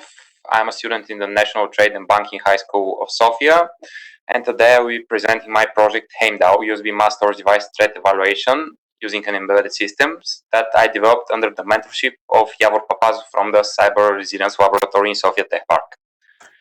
So before I start explaining about my project and tell you more about my project, I must introduce you to the problem that it essentially solves. As many of you might know, the Universal Serial Bus, or USB, is one of the most widely spread and used serial communication standards in the world, and is enforced in almost any computer-wide device on the market. Regardless of its popularity, the mass storage devices, such as USB mass storage devices, such as thumb drives that implement its communication interfaces, are partially or fully banned in the facilities of multiple government and enterprises because of the security risk that they pose. Many USB mass storage devices have been used and are being used for cyber crimes and cyber attacks on critical infrastructure. USB cyber attacks such as Stuxnet, that was the first cyber weapon ever used, Flame, one of the most powerful and robust cyber weapons that was used for cyber espionage, and Bat USB, proved that a small thumb drive can be used to deliver a huge amount of damages on a physical infrastructure. For example, Stuxnet delayed the program for an uranium enrichment of iron with 1 year and caused damages of millions of dollars. Bad USB was a method developed in order to make regular USB master devices, thumb drives, to be used as a human interface devices. For example, like a keyboard or a mouse, in order to inject keystrokes or mouse movement without the user understanding about that. So the sole problem is that USB master devices are utilized in cyber attacks, and the problem is weakly addressed. Due to that, there is a lack of proper detection and therefore prevention method for such cyber attacks. There are some developments in the area, such as CNIT or other research papers, but they are out of scope. They do not their scope is not concerned with USB master devices particular, but with peripheral devices as well. Unfortunately, most of the cyber crimes and cyber attacks that are performed via USBs are not performed via keyboards or mouses or other human interface devices, but with USB master devices. So some of the attacks that I mentioned before are well known. There are some that are not so well known. One of them is a USB killer. USB killer is a device that looks like a master device, like a thumb drive, just like this one. But unfortunately, inside is not anything like that, as you might see in the picture here. This is a diagram of a USB killer. So as you can see, the USB killer charges itself from the port of the host that it has been connected to, passes the current that it has collected through high voltage generators, charges this high voltage that was generated from these generators to capacitors, and then discharges it to all possible lines that are present. So that includes the power line, the data lines, and the ground line. But the problem is that it doesn't charge 5 volts. It charges around 200 volts, which bypasses and penetrates almost any hardware defenses that are present on the motherboard, and thus it completely destroys the fragile components, the electrically fragile components that are behind the port. That includes the CPU, the chipset, the GPU, and almost anything else that works above 5 volts on the motherboard. So as you can see, that's a very problematic case that sometimes costs a lot. Another attack is firmware alternation. As I said before, bad USB aims to alternate the firmware of master devices in such a way that they can be used as keyboards or as mouses, or as in some cases, if the device supports that, as USB routers in order to open an access point on someone's computer. There are other ways though to alternate the firmware. So if you want to infect a file but not get it detected while an antivirus is scanning the USB for viruses, a proper way to do it is by alternating the firmware of the device in such a way that it won't infect the file while it's on the device, but it will infect it and alternate it during the process of downloading the file from the device to the host that it has been plugged to. And that happens by the firmware rewriting some bits on the file. And so if your antivirus engine is not configured properly, or your system is not configured properly, it will not scan the same file second time. And thus, if you click on the file, if you execute the file again, it will probably infect your system.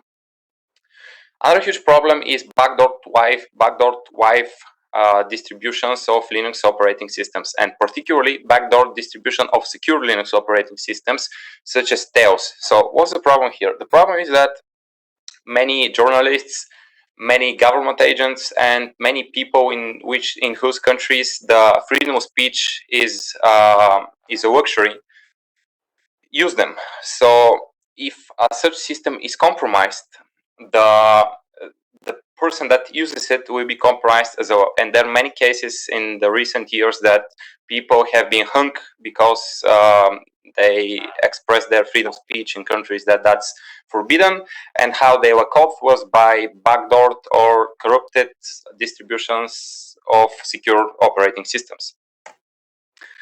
The final attack that I will mention is the malwares, and here I include all the malwares, including spywares, cryptowares, ransomwares, and rats.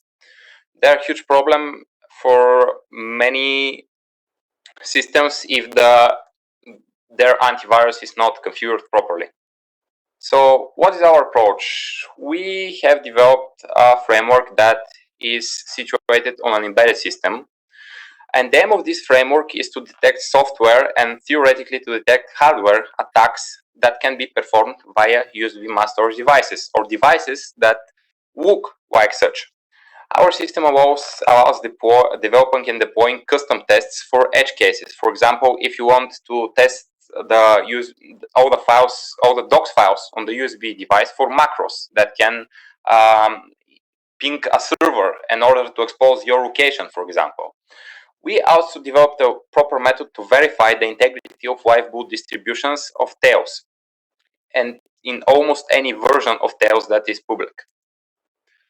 So the tests that we developed include unplugging simulation. So what we essentially do is that we simulate unplugging of the USB master device in order to see if it is changing its characteristics during different connections to one or multiple hosts.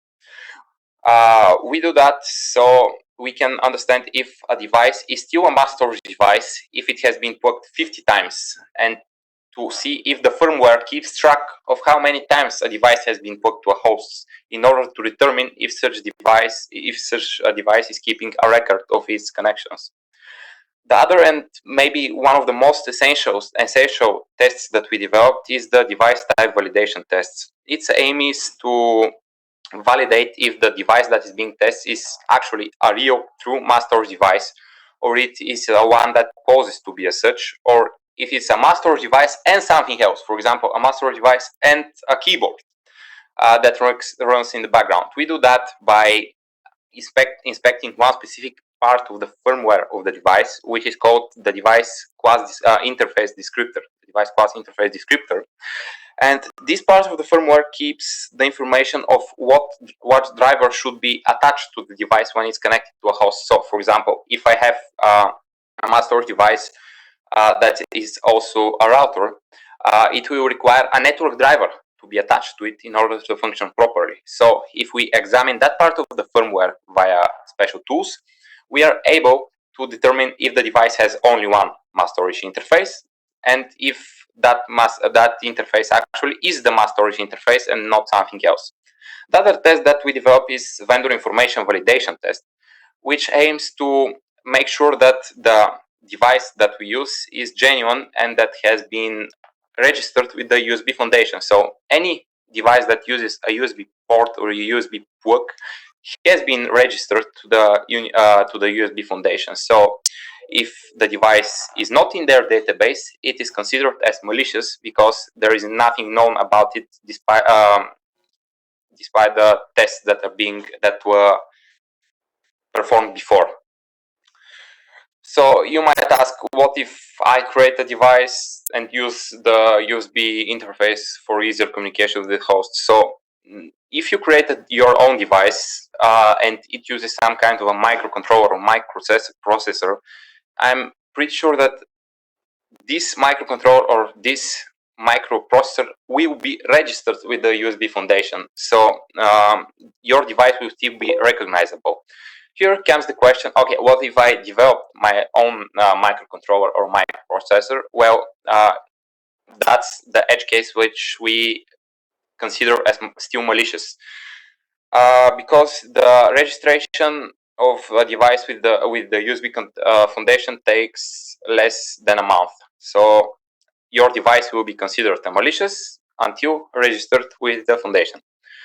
Other test that we perform is now on the file system. So we we passed all the firmware tests, and now we are on the part where we perform file system tests. Our first test is antivirus engine scanning. So we perform a virus scan on the device file system, and all the partitions on that file system with an open source antivirus called QAMAF, which we configured to work properly on a Raspberry Pi. Then we perform an input-output test, or I/O test, which aims to make sure that the files that are being downloaded from the device are not being maliciously alternated, or not maliciously, but just corrupted during transfer. So how we do that? We generate a stack of multiple files, PDFs and docs files, image files, and we fill them with completely random data. We then get the checksum of those files and keep it. We upload those files on the device, simulate unplugging. So we unplug the device and then plug it again by controlling the power of the USB port. Then we download those files again, and we compare the checksum of the original files with the checksum of the downloaded files. Any difference will ensure us that the files that have been downloaded are alternated in some way, and that will render the tested device as malicious. The next test is also a major one. It's a live boot validation test, and it's currently working with Tails. So we have only developed a Tails live boot validation test. So before I explain you how the test works, I must introduce you to how the Linux boot process works. So it essentially happens on two stages.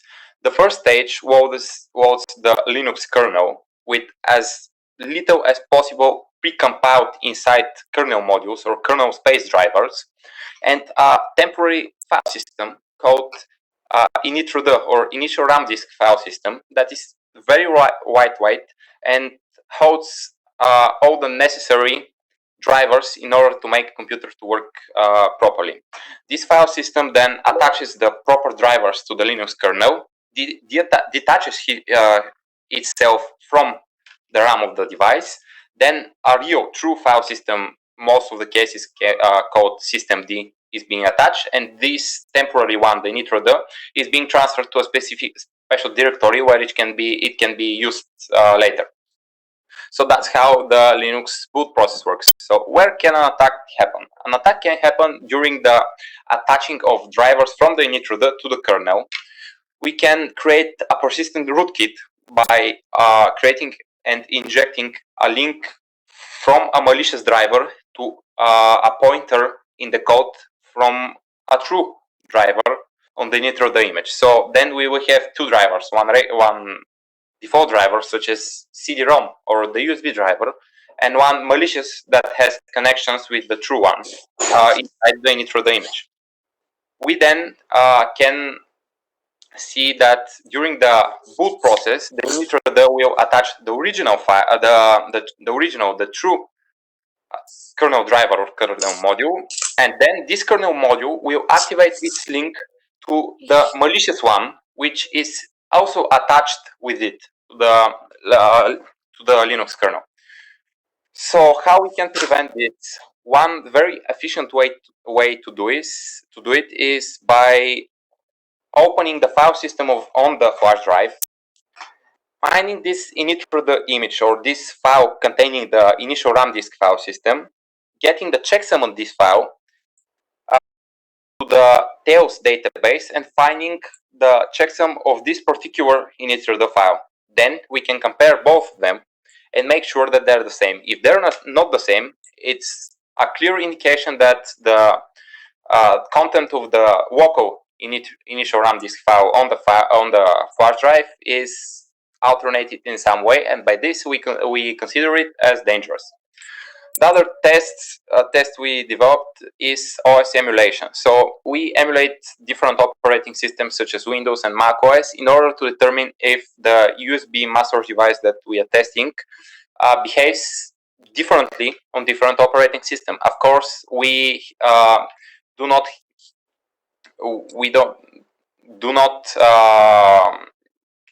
do not test the OS specific things, such as how the initialization process works, because it's different for almost any operating system.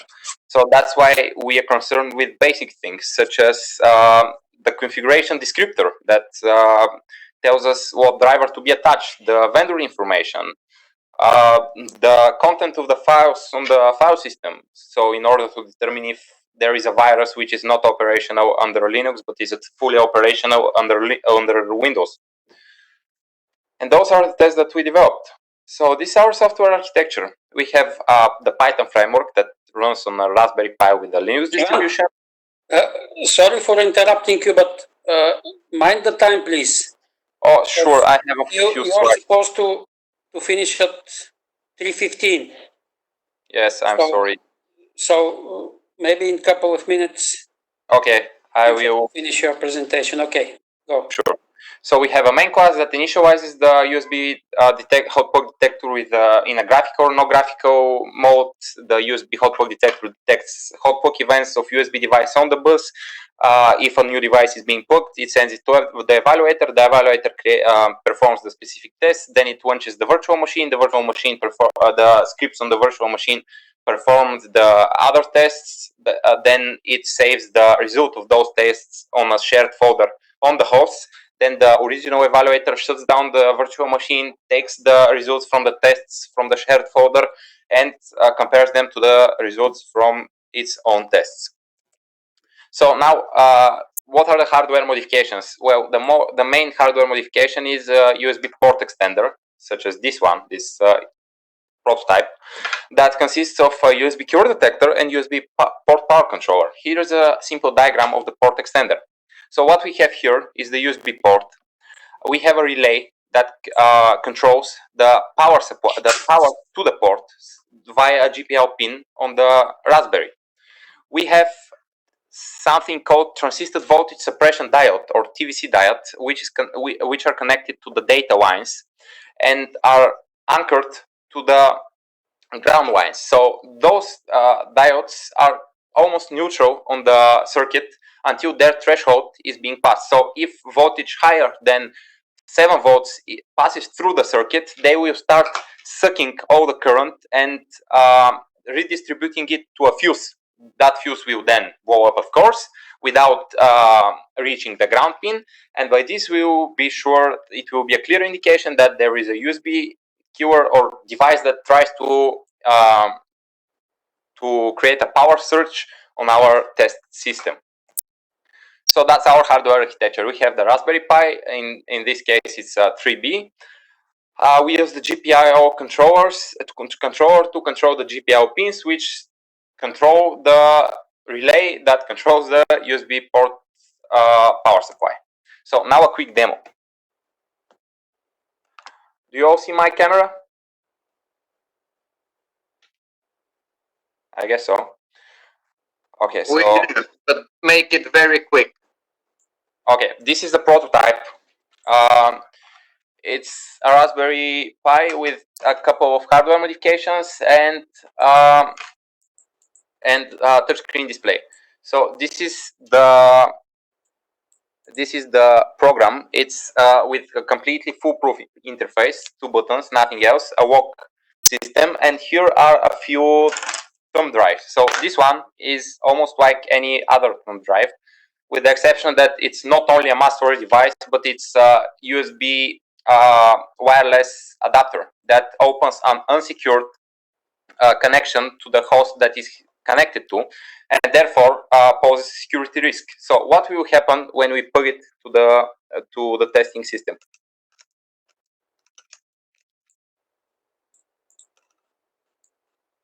So as you might see, it's rendered as a dangerous device almost instantly, because the interface, the descriptor of the interface that it uses is not only one, and despite that it's not only one, it is not the mass storage device interface, but also the network communication interface. So now we have one regular thumb drive that is clean, and it will render it as clean. As you can see, the tests proceeded. That is a guideline. So now it will test the thumb drive for viruses, and it will actually perform all the necessary tests. I disabled the virtual machine emulation, the OS emulation, because it will take up to 7 minutes per test. So while the device is testing the other thumb drive, I will have my conclusion. So my conclusion is that such as the approach that we took in order to develop such a system is the perfect approach for that case, because it targets mass storage devices only and not human interface device or any other peripheral devices. And by this, we are able to isolate the attack vectors on only one point, and that's the USB mass storage devices point. Further development of the project might include developing deployment infrastructure that will provide easy updates on the system while it's connected to the internet. So a few acknowledgements. The first one to Yavor Papazov and Konstantin Delchev for the help of the choice of research topic and the guidance during the development process. The other is to the team of SAP Labs Geek Camp for the valuable feedback that I got during the presentation there. And the final one is to the initial test group that downloaded the framework, tested on their own devices, provided the necessary information for their own tests, and helped me to debug most of the problems that I initially had. So thank you for the attention, and as you can see, the device was rendered as a regular one. Any questions? Okay, thank you very much. Any questions?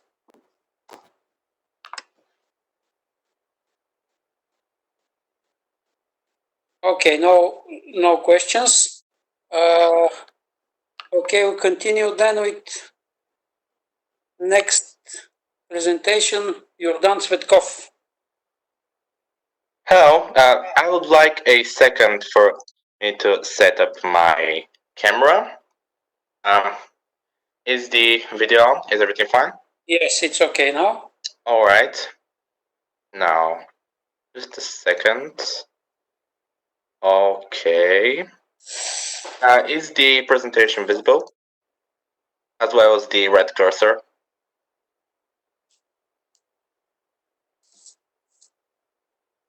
Yes, it is. All right. So, hello, my name is Jordan Svetkov, and today I'm going to present to you my project, Training Quadruped Robots to Walk via Evolution Strategies and Sinusoidal Activation Functions. But before I tell you more about my project, I would rather show you the end results. In the documentation, I had attached 2 videos of 2 different walking patterns demonstrated on a physical robot.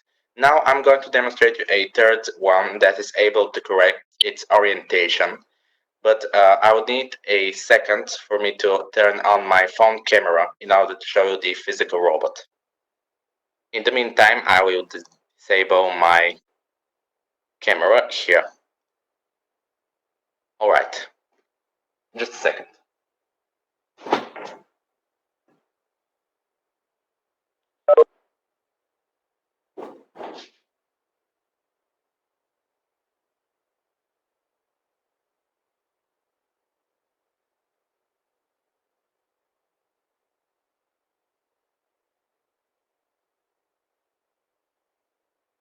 All right. Can you hear me? Yes, it's okay. All right. All right. So here is the developed quadruped robot that was developed as a part of my project. And now I'm going to turn it on and demonstrate it to you. Wait, we have some technical, just a second.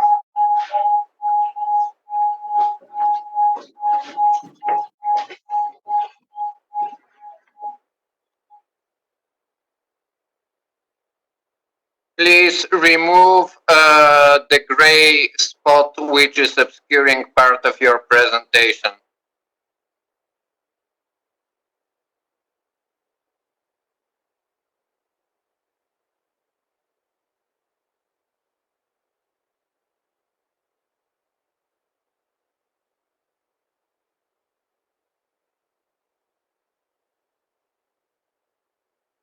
Can you hear me? Yes, yes. All right, so I'm now going to turn on my robot. You can see it, right? Okay, I assume that we have a visual and demonstrate to you how it can correct its walking direction.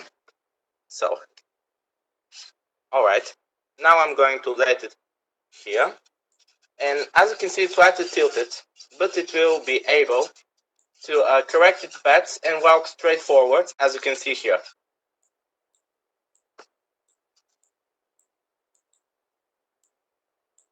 This walking pattern was developed mainly for stability and not for speed, which is why the robot moves at around one body length per 2 seconds. Now I'm going to show again what are the end results of the project. So, sometimes it must be restarted because the accelerometer doesn't respond. And here, and as you can see here, it corrects orientation and continues on forwards.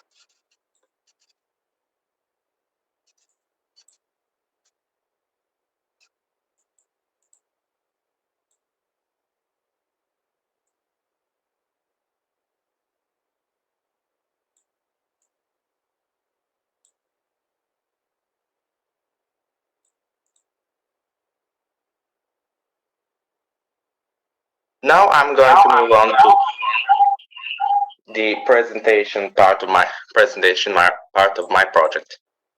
All right. There are no more gray squares, right?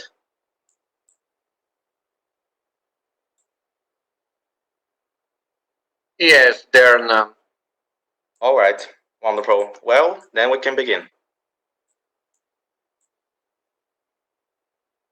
I'm going to begin with a quick introduction to the problem, which will be followed by some biological theoretical concepts which must be understood in order to understand the model itself, the conductive experiments, and the hardware developed for the project.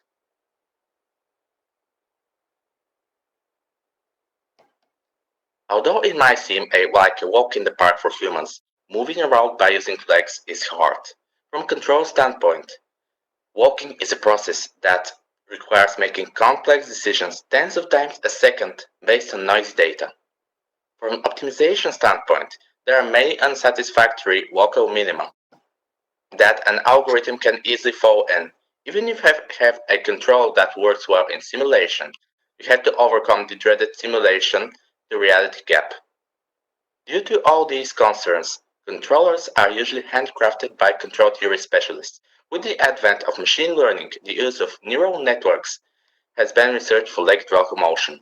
The networks used for this task are relatively big, and as a result, they can be relatively hard to train and require powerful hardware for rapid calculation. In contrast, this project demonstrates the use of small-scale neural networks for solving this task, and for both uneven terrain and turning as well.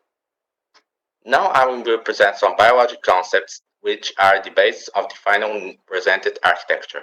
Many important biological patterns are of a periodic nature, such as walking, swimming, and breathing.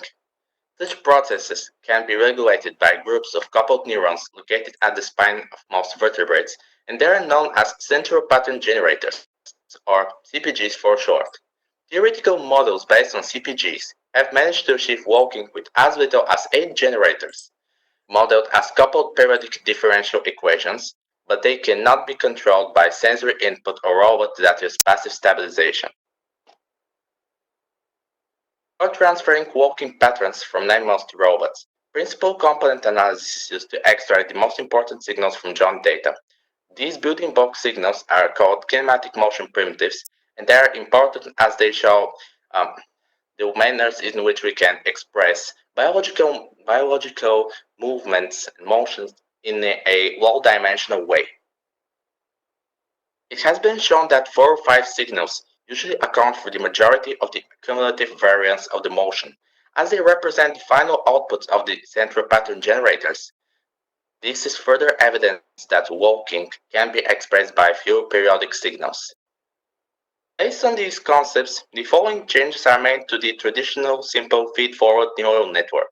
For an activation function, the sign is used and a time term is added to the input vector in order to induce oscillations in the outputs of the network. A linear output layer, which also has its own weights and biases as usual for a neural network, is needed to fully model the resulting signals. As I demonstrated earlier in the demonstration part, this simple network is able to solve the complicated task of walking using no more than 8 neurons. The small size of such networks allows the use for an alternate approach to training them. Instead of a conventional reinforcement learning algorithm, the covariance matrix adaptation evolution strategy, or CMAES for short, is used. Explained briefly, it is an algorithm that generates parameters for a given task using a multivariate Gaussian distribution. As you can see here, for this two-dimensional problem, the color of the grid represents the value of the performance, also known as fitness of the function, and the goal is to reach the white parts. The blue dots represent the chosen parameters, in this case the x and y coordinate, and the red dot here represents the best performing element of the group.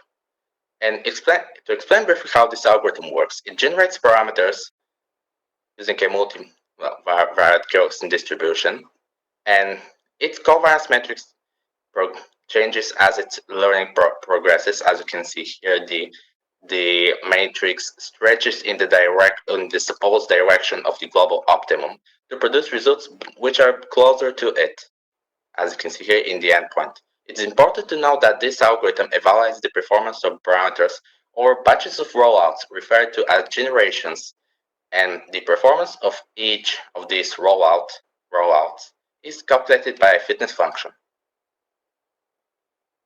This manner of calculation of generations enables us to use a fitness function that encourages stability of speed more than the conventional ones. Here's an example of how a conventional fitness function for such tasks looks. It just expresses the velocity of the robot as a difference in positions and adds penalties for the energy that's consumed. However, it does not provide any sort of penalty for uneven speeds, and as a result, I'm going to show you later, for particularly challenging tasks, it can sometimes reach policies which just consist of falling forwards. In contrast, the behavior of our function is dictated by the average velocity or maximal velocity ratio. It has a maximum value of 1 for perfectly even motion. And as a result, if we raise the average velocity to a higher power, we can also motivate the agent to reach both high speeds, but even speeds as well. The behavior of the function can be adjusted as well by changing these parameters by the parameter n. Higher values tend to create faster, more dynamic, and less stable controllers, while smaller values, as well as 2, can generate more careful controllers, such as the ones that I presented in the beginning. In order to train a network for this task, a simulation model was created in the physics engine PyBullet. Based on the physical properties on the robot and its actuators, an environment was constructed according to the OpenAI Gym framework. Evaluation is conducted in parallel using 8 simulations by the algorithm. Once it is completed, the parameters are applied to an Arduino implementation of the network, which runs in the microcontroller of the final robot. Here are the regularization measures taken to ensure successful transfer from simulation to reality. For example, some of the physical properties of the robot must be randomized to make the resulting policy less susceptible to differences between simulation and reality. I'm going to I'm going to currently skip these parameters as I don't have much time, but if you have any questions about them, I'll be glad to answer them. To demonstrate the successful walking pattern obtained using simple signals, an experiment was conducted where each motor receives a sine signal whose amplitude and frequency is optimized by the evolution strategy, as to show an empirical proof that walking can be expressed by simple signals. Here's one of the first generated walking patterns by the simulator. Excuse me. And as you can see here, this is an example of a galloping pattern. It was achieved by having small side forces which are applied to the robot, which force him to learn to keep its course, and by setting the power in the fitness function described earlier to 3 instead of the usual value of 2 that was used for most of the experiments where the policy was directly applied to the real world. This enabled the robot to achieve a more dynamic gait, as you can see here. Evolution strategies can sometimes produce unexpected gaits. This is an example of such a case where the robot stretches its legs forwards to better overcome side forces and retain its stability. The pattern presented in the beginning, in the demonstration part, was trained with orientation randomization with the goal of learning to turn.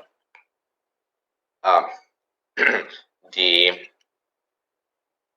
angle at which the robot is headed is also added to the inputs in order to make the robot adaptable to it. And here is how the policy behaves in simulation. The robot, as in real world, is able to stably fix its orientation and walk forwards.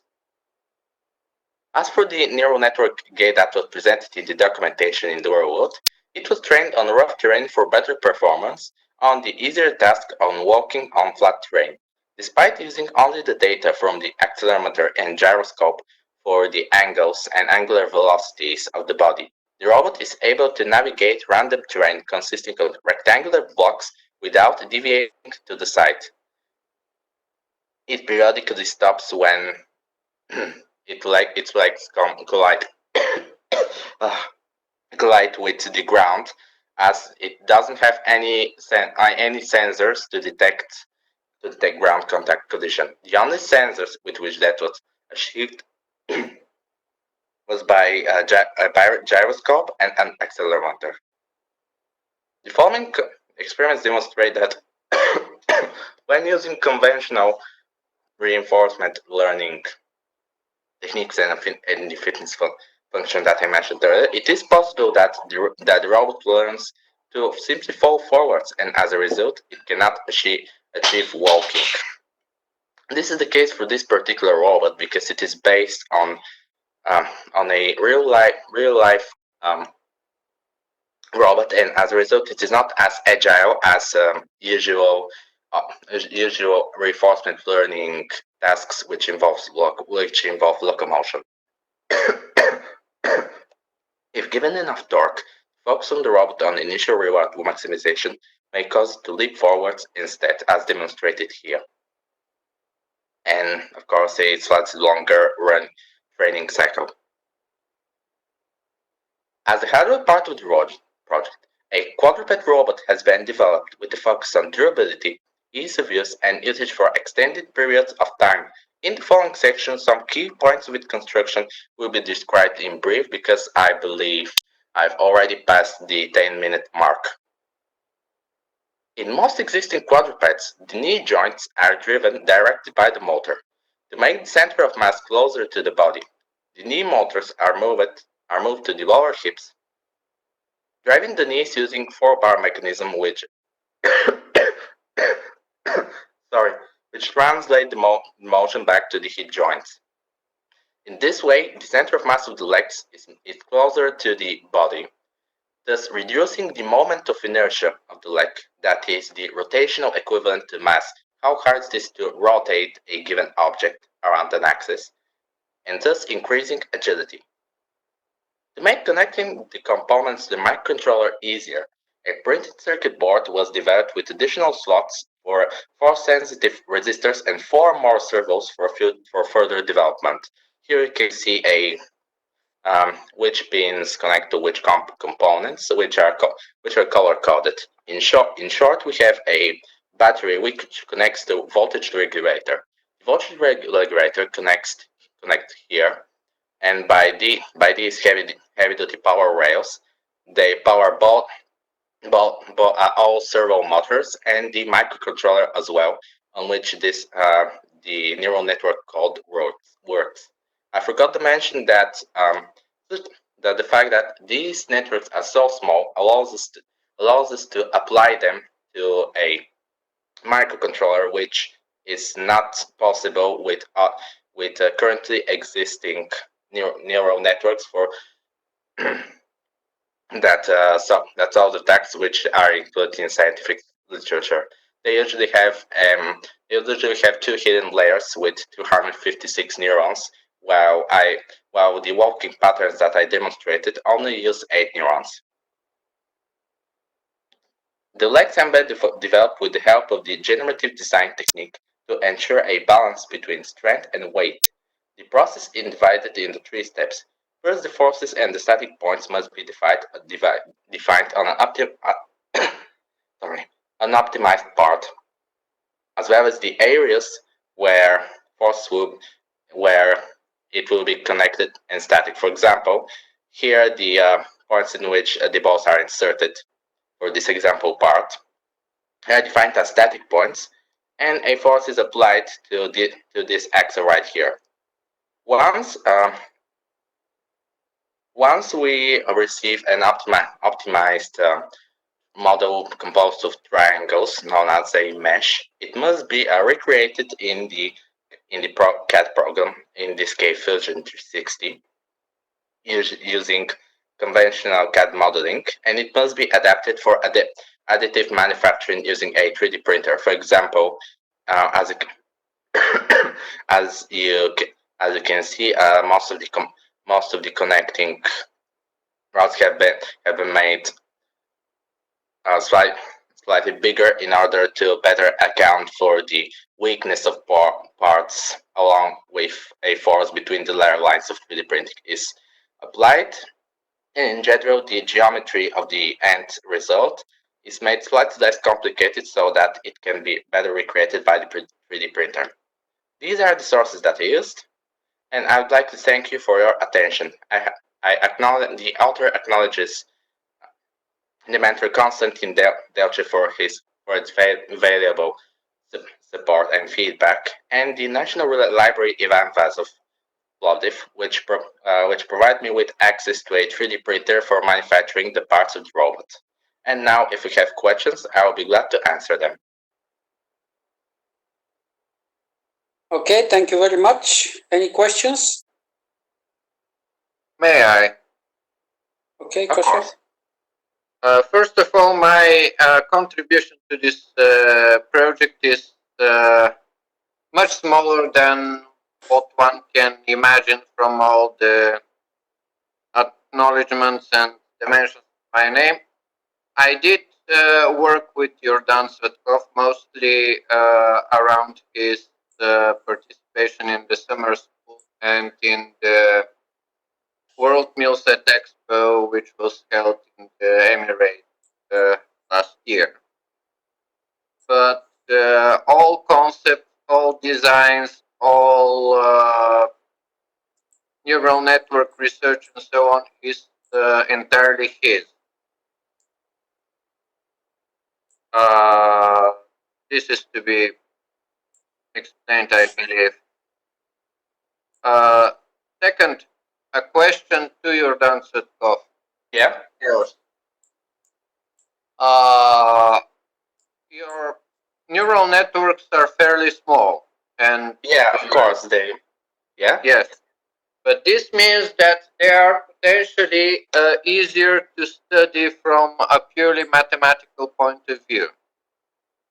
Well, yes, this can be stated. For example, a neural network with with 8 neurons, the one that is currently on the robot, has around 150 weights and biases. Compared to a regular neural network, there aren't as many parameters, and it is easier to see how each of the parameters affects the end result. And also, for example, you can, based on the values of the first parameters in parameter vector, you can conclude how each of the input parameters affects the behavior of the robot. For example, if I return to this walking pattern, which was adapted for rough terrain, based on my observation of the weights and biases, the weight on the time term is very small compared to the weights on, for example, of the roll, anchor, velocity, and orientation. Thus, we can conclude that the robot changes its behavior mainly on how far it has rolled to the side, which makes sense as the robot isn't as stable if pushed to the side as if, for example, it is pushed forwards. This is just a quick example of analysis that you can perform without any deep observation of the rest of the neurons. But even for the question was in another plane, however, the fact that these are simple networks with good results means we can potentially check for its algebraic structures and in general its mathematical structure. Yes, that is correct. We can probably, if we can derive certain observations of this on the structure, maybe when designing larger and more complex neural networks, for example, when we have more joints, more degrees of freedom, more moving parts, so on and so forth, or randomized terrain, whatever, maybe we can significantly improve the time and complexity for design of these more complex neural networks by enforcing the same underlying mathematical structure to them as the mathematical structure that we have observed in these smaller ones. This is correct as well. And for example, based on the values of the weights, if given a small enough number of initial parameters, we can even construct a graph on how each of the parameters affects the neural network as a whole. And even then, based on the values of the weights, we can perform pruning, that is removing excess neurons easier for very, very large networks, which work on the same principle. Okay, thank you. So, any other questions? No? Okay, thank you very much again. So the Thank next you as well. presentation. Sorry for the coughing fits. It can be helped. Okay, next presentation is by Kirill Iliev.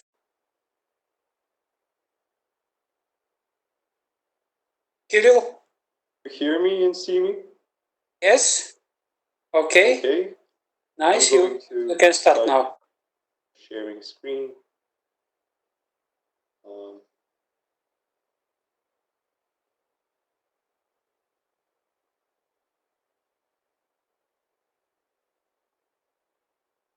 Okay, can you see the presentation now?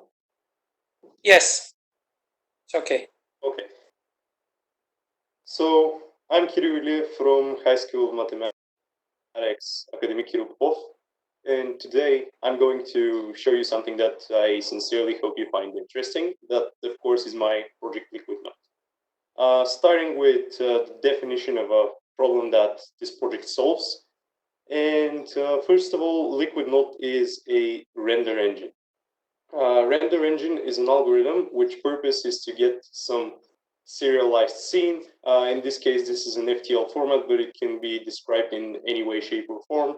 and to give out or produce an image or a render result.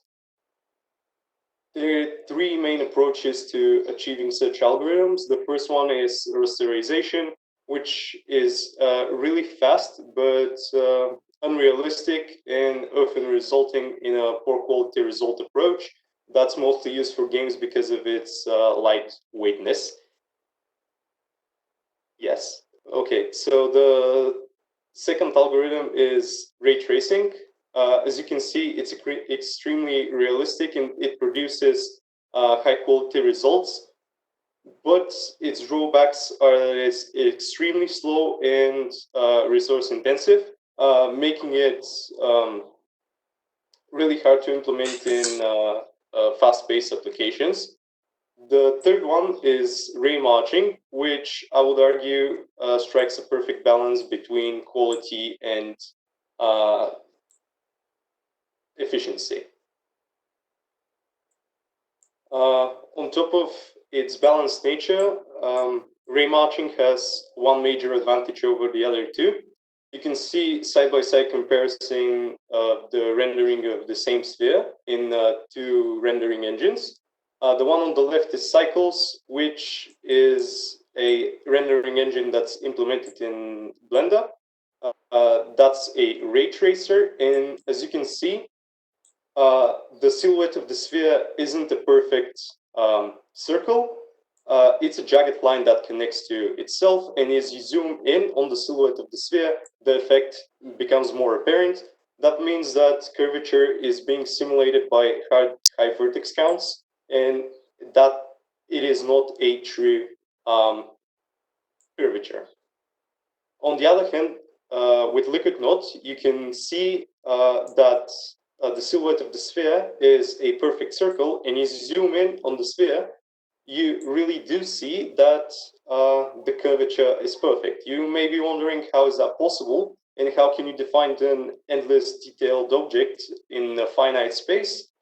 That's of course possible through math, and particularly with signed distance functions.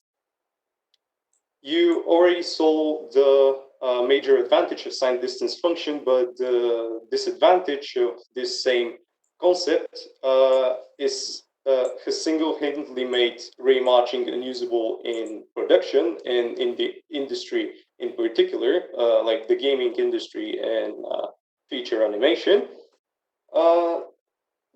And this major drawback is that it is really hard to work with. So the only possible way for 3D artists to use ray matching is through writing shaders for various graphical APIs. This on the left is a GLSL shader, which is an OpenGL format, which, as you can see, isn't that complex, but as you add up more and more things on top of it, like lighting and effects, it becomes really hard to manage really quickly. On the other hand, Liquid Note provides these two workspaces, which are a 3D viewport where you can move objects around, like lights and cameras, and the objects themselves. In this case, this is a cube. And on the bottom right, you can see the node network, which kind of resembles Scratch, and it enables you to define complex geometry without the complexity of writing shaders in OpenGL or Vulkan. Now to describe the inner workings of my project, we are starting with size distance functions. I already talked about them, but mathematically, the mathematic definition of them is this first equation. It doesn't look that simple at first, but when you take a second look, it really is simple. If we have already defined a function, a distance function, that answers the question, how far is a given dot from the surface, we can define the signed distance function by the signed distance function equals the same distance function when the dot is outside of the object or the orange area in the visualization of indigo qualis, and the negative of the same distance function when the dot is inside. I already mentioned that, but here on the left, you can see a 2D SDF or sign distance function of a circle. Beautiful visualization made by Inigo Polis. Sadly, we cannot translate that directly to 3D space without it looking horrendous, but we can derive the formula looking at the visualization. If we have a vector which is basically connecting the world origin and any random point in space, we can get the value of the sign distance function by getting the length of the vector p and subtracting the radius of the sphere or the circle depending on the dimension count. So how does ray marching work exactly? To put it simply, ray marching is an approach that uses physically based light simulation, and much like light, it travels in rays that are cast from every pixel of the screen. But unlike the other approach that does the same thing, ray tracing, ray marching is extremely efficient because it marches along the ray with variable step lengths. And these step lengths are provided by these very same sign distance functions. That's a quite smart approach because by marching the same distance that the SDF gave you the current point, you're guaranteed to not penetrate the scene in the next step. Of course, there's some threshold. When this threshold is crossed, then the ray has penetrated the scene. So there's a margin of error, if you will. So for the implementation, I use Blender as a foundation to build on. There are 4 main reasons to do so. First of all, Blender is extremely quickly developing at the moment, which is great because more and more people are coming to the platform. Second of all, Blender is already the greatest software for 3D graphics, which has an open source code. Which is important because I want my app to have an open source style application with aim of gathering contributors. The third, and I think one of the most important reasons, is that Blender already has a huge community behind it, part of which may be interested in Liquid Knot.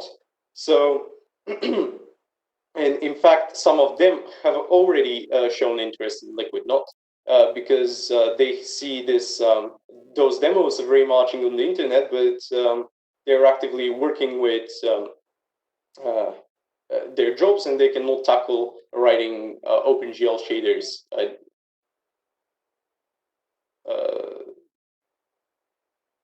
I don't know, we'll continue on. So the last part is Python, and Python is the chosen language for Blender to write add-ons on. This is perfect because Python is one of the most readable languages out there, which will help me gather more contributors. And on top of that, it is the most widely spread language in the world at the moment.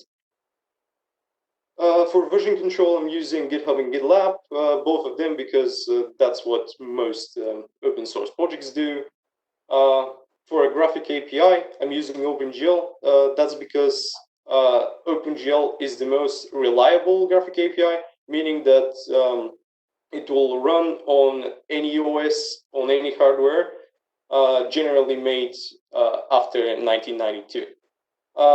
The pictures on the bottom are my text editors, and they may seem irrelevant at first, but for me and for the development of Liquid Knot, they were quite relevant. I started with Sublime Text, but as my project's code base became larger and larger, so did the amount of effort I had to put in to manage this same code base. It increased immensely, and basically SpaceMax enabled me to continue working on Liquid Note efficiently without losing my sanity. For architecture, the architecture of Liquid Note is really a standard architecture for any add-on. We have two main parts. There's a small script, that's the add-on, which monitors the necessary information inside of Blender and then sends it through the parse network, which sends it through to the Liquid Note core. There, the final render result is being rendered, and then it is written to a temporary buffer in memory, and then Blender reads it. I've done this way because your system cannot read directly from VRAM, and I found that writing directly to memory is faster than passing the buffers between your various kinds of RAM. My personal contribution to remarching, let's begin with that. Accessibility and popularization, I think, are the two essential contributions that I've made. So you can see how user-friendly, especially the Liquid Note system is, and how you can define complex geometry just by connecting a few nodes, which makes it really easily accessible. And the fact that it is implemented in the biggest 3D graphic software, the biggest free 3D graphic software, makes it even more accessible, ultimately leading to the popularization of this technology, which even though it produces incredible results, not many people know of. So the other big contribution is efficiency, because remarching as a whole is a really efficient set of algorithms. And by giving this to the community, we are enabling small studios to develop more products on their lower end systems, as well as individuals with lower end hardware getting into the field of 3D graphics and developing their skills. I'm a prime example because my computer isn't that beefy and it struggles with ray tracing, but with remarching, there's no problem at all. So the future of Liquid Note, I feel like it's bright and it has many directions to branch to, but I want three main features to be in the official release. The first one is a fractal support. For those unaware, fractals are surfaces that contain themselves. The second one is PBR materials, or physical-based rendering materials. This requires a physical-based rendering of light, of shadows. I'm currently calculating shadows analytically because it speeds up the algorithm a little bit. So yes, I need to implement that first to tackle the subject. And the last one is Deep SDF, which is Facebook's contribution to remarching, I would say, and not necessarily only remarching, but to the field of one of their major contributions to the field of 3D graphics. This Deep SDF basically converts the traditional way of modeling objects with vertices and faces into SDF, enabling my project to be used even in feature animation, which it has no way of being used as of now. For resources, I used mainly 5 of them. You already saw Inigo Qualis mentioned before with the visualization of the 2D circle SDF. he and his site were extremely helpful because of my understanding. This is the man who pioneered the sphere of or the field of ray marching, and it was particularly helpful to study his work and especially his articles because they're really detailed, and I can learn a lot of the inner workings of ray marching and to build a solid mathematical foundation beneath liquid knot.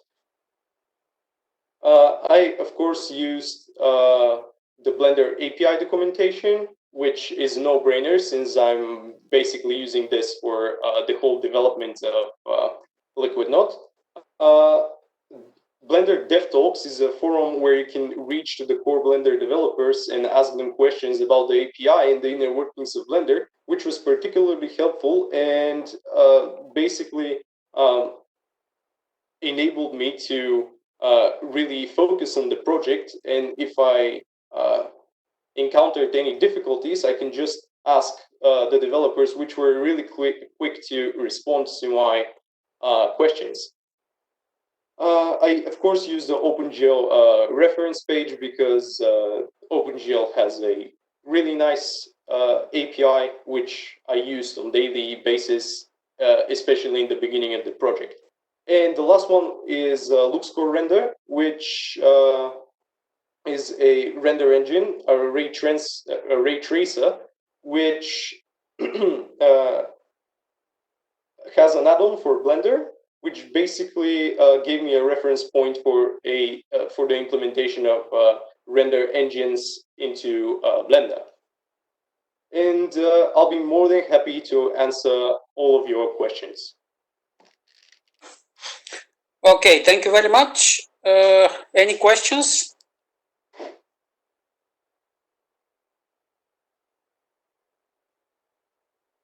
So if there are no questions, then let's move to the last presentation. It's by Natalia, Petya, and Nicole.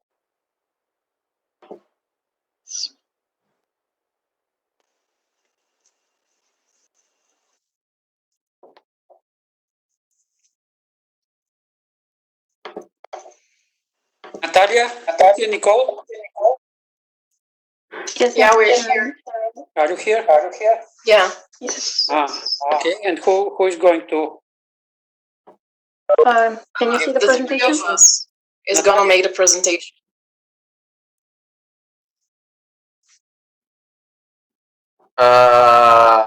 Should we wait for the other two participants to come on video?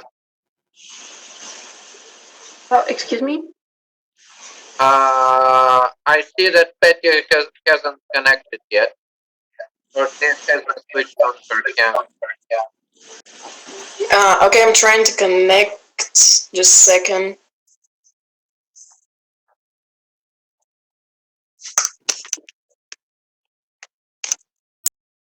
Can you see our presentation? Can you see me now? Yes, it's okay. Okay, great. Okay, everything is clear? Yes, you must. Okay, hello everybody. Today, me, Natalia, and Nicole, we're gonna present our ecological project called GRIA, which is a prototype of a recycled bin for paper. But what actually inspired us to make it? Well, sadly, one big ecological problem, the deforesting. In Bulgaria, 50% of the forests are deforested, which is about 6.5 million square kilometers. And also 70% of the Amazon forest are deforested, which the Amazon forest is the lungs of our planet. However, a huge problem is that 1/3 of these forests are actually deforested illegally. People also use more than the needed amount of paper, and that is also a very huge problem. And that's why we think GRIA can help. But what does GRIA actually do?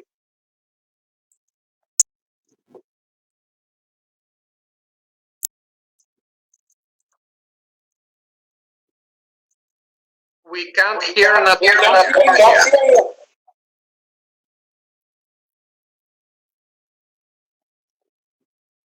No?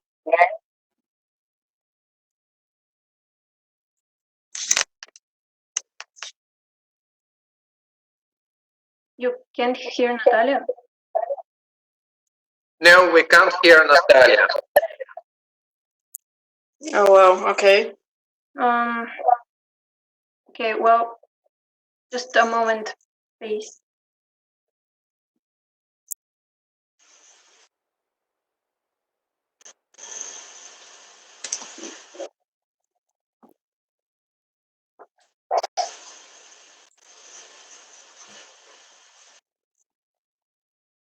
Still no still.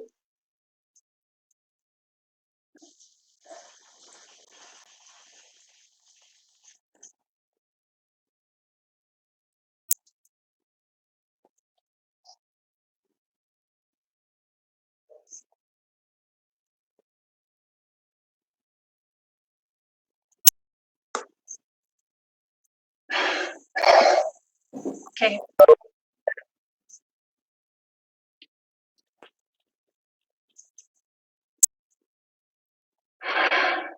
I think she's gonna join us again. I'll suggest to the two of you and to Professor Kolev maybe we can for a few minutes, and if she still has connection issues, to either reschedule or continue with just the two of you. I can explain what Natalia has to say. Yeah, if it's not a problem. Yeah, okay, we can Is do it without her. okay with this? Okay. Yeah, yeah. So now how GRIA works. When someone passes by the robot, which is placed on the front of the bin, it will start calling the people in rhymes. For now, the built-in languages are Bulgarian and English, but it can also be upgraded. On the screen, you can see what GRIA says in Bulgarian. In English, it is translated, "Hello, I'm GRIA, throw your paper here, help me save the forest so our planet won't be deforested." GRIA is designed to be indoors, small schools and kindergartens, but how does it work? We use Lego Robot Model EV3 with sound sensor and infrared sensor. The infrared sensor scans when someone passes by. It sends a message to the system block, which some people call the brain, and the block sends a message to the sound sensor, and it activates the problem with those words. Yeah. This is what made us actually. This is what helped us come up with the idea for GRIA. At first glance, GRIA looks unusual and it catches the eye, especially of the little kids. This is very important because they are the future of the planet, and this way they can learn to recycle. There is also symbolism in the colors we used. The green not only represents the color of the forest, but it represents also calmness. It is covered with flowers from the warm color range. The red and the yellow represent comfort. The flowers on the top of the bin impersonate the rest of the plant species that we are trying to save. The deforesting leads to pollution, and the pollution leads to many health problems. So if you want to live on a better place, we should work together and do something about it. This is why we think GRIA has a huge potential. Also, the idea for GRIA was born after our team became interested in the topic about the Earth's environmental problems. Such natural environmental disasters are becoming to have an increasing global impact, only when the disaster is imminent or has affected very large territories. Especially for Bulgaria, have you ever seen the unpleasant view of trucks exploring woods from the forests? Not only does it make a bad impression for our country, but we also destroy its nature, satisfying our human needs. That is how the idea of GRIA was born. So, and yeah. First, our team sketched the bucket, which you can see here. Then we picked up the discarded boxes and made GRIA spaces. For the decoration, we used a herbarium of different colors and symbols. For example, green represents nature and the red and yellow represent warmth, as I already said. Finally, we put the sensor, which is the main component of our project, in the front of GRIA, through which it communicates. We have introduced two major languages, Bulgarian and English for now, but more can be programmed as well. When a person passes by GRIA, the sensor is triggered and prompts the person to discard the paper waste, which will then be recycled. Something we want to achieve in the future is to make our project differentiate paper from other waste For a moment, however, we hope that if GRIA comes into use, we'll understand, because if we want to help, we cannot only rely 100% on GRIA, but also on effort that we put together towards this problem. The book that you see on the presentation is a mock-up of the true version, as it was made so it would not withstand the natural conditions. In this form, it can only be placed in confined spaces such as malls, institutions, or office buildings, for example. Something else to look out for is the size of GRIA. As a model, it is too small to meet the needs of society, so we would like to make it larger and more durable as well. As a matter of fact, GRIA really has potential, and in our eyes, it will always remain a project for the future. It is made with love and ambition to give love to nature and to teach people that recycling is not, it shouldn't be forced, but something to strive for, and something out of goodwill and love for nature and life as well. We want to we want to thank our school, the second English language school, for being so good and to have this opportunity, to give us this opportunity to take part in a different projects and to help us within the years, 4 years now. And we also want to thank you for the attention, and we hope GRIA one day changes people's lives. And if you have any questions, you can ask. Okay, thank you very much. Do we have any questions? Yes, I have one question to you. So, what is actually GRIA doing? So, how can I use it? Okay, so maybe it wasn't that clear. GRIA actually is a bin, and there is a place where you can put and you can throw your rubbish, but they should be from paper, because GRIA is about paper and it's fighting against this pollution. And when you actually, before you throw something in her, by walking past her, the sensor is gonna see you there, and it's gonna say these words, which are like a poem, and you're gonna hear it. And if you have something to throw there, you can do it. And yeah, that's basically how she works. It basically encourages you to throw your paper inside the bin and to recycle in a better and more funnier way as well. Okay, thank you. Thank you for your question. Okay, any other questions? Yes. May I ask you? Sure. Please. Can you hear me? Please go. Yes. Yes. Okay. When a person passes the recycle bin, the infrared sensor scans and prompts the person to discard the paper waste. At what maximum distance the sensor is activated? That's okay. It can be made from, I think, to 3 meters, but yeah, it can be past 3 meters. I think so. That's the longest distance. It's not that big to detect from larger distances. Okay. You haven't mentioned any sources for the construction of GRIA. Is it completely your own idea? Yeah, it's our only idea. We came up with this idea a year ago, and we're still improving it. Okay, thank you. And one recommendation, it will be nice if GRIA thanks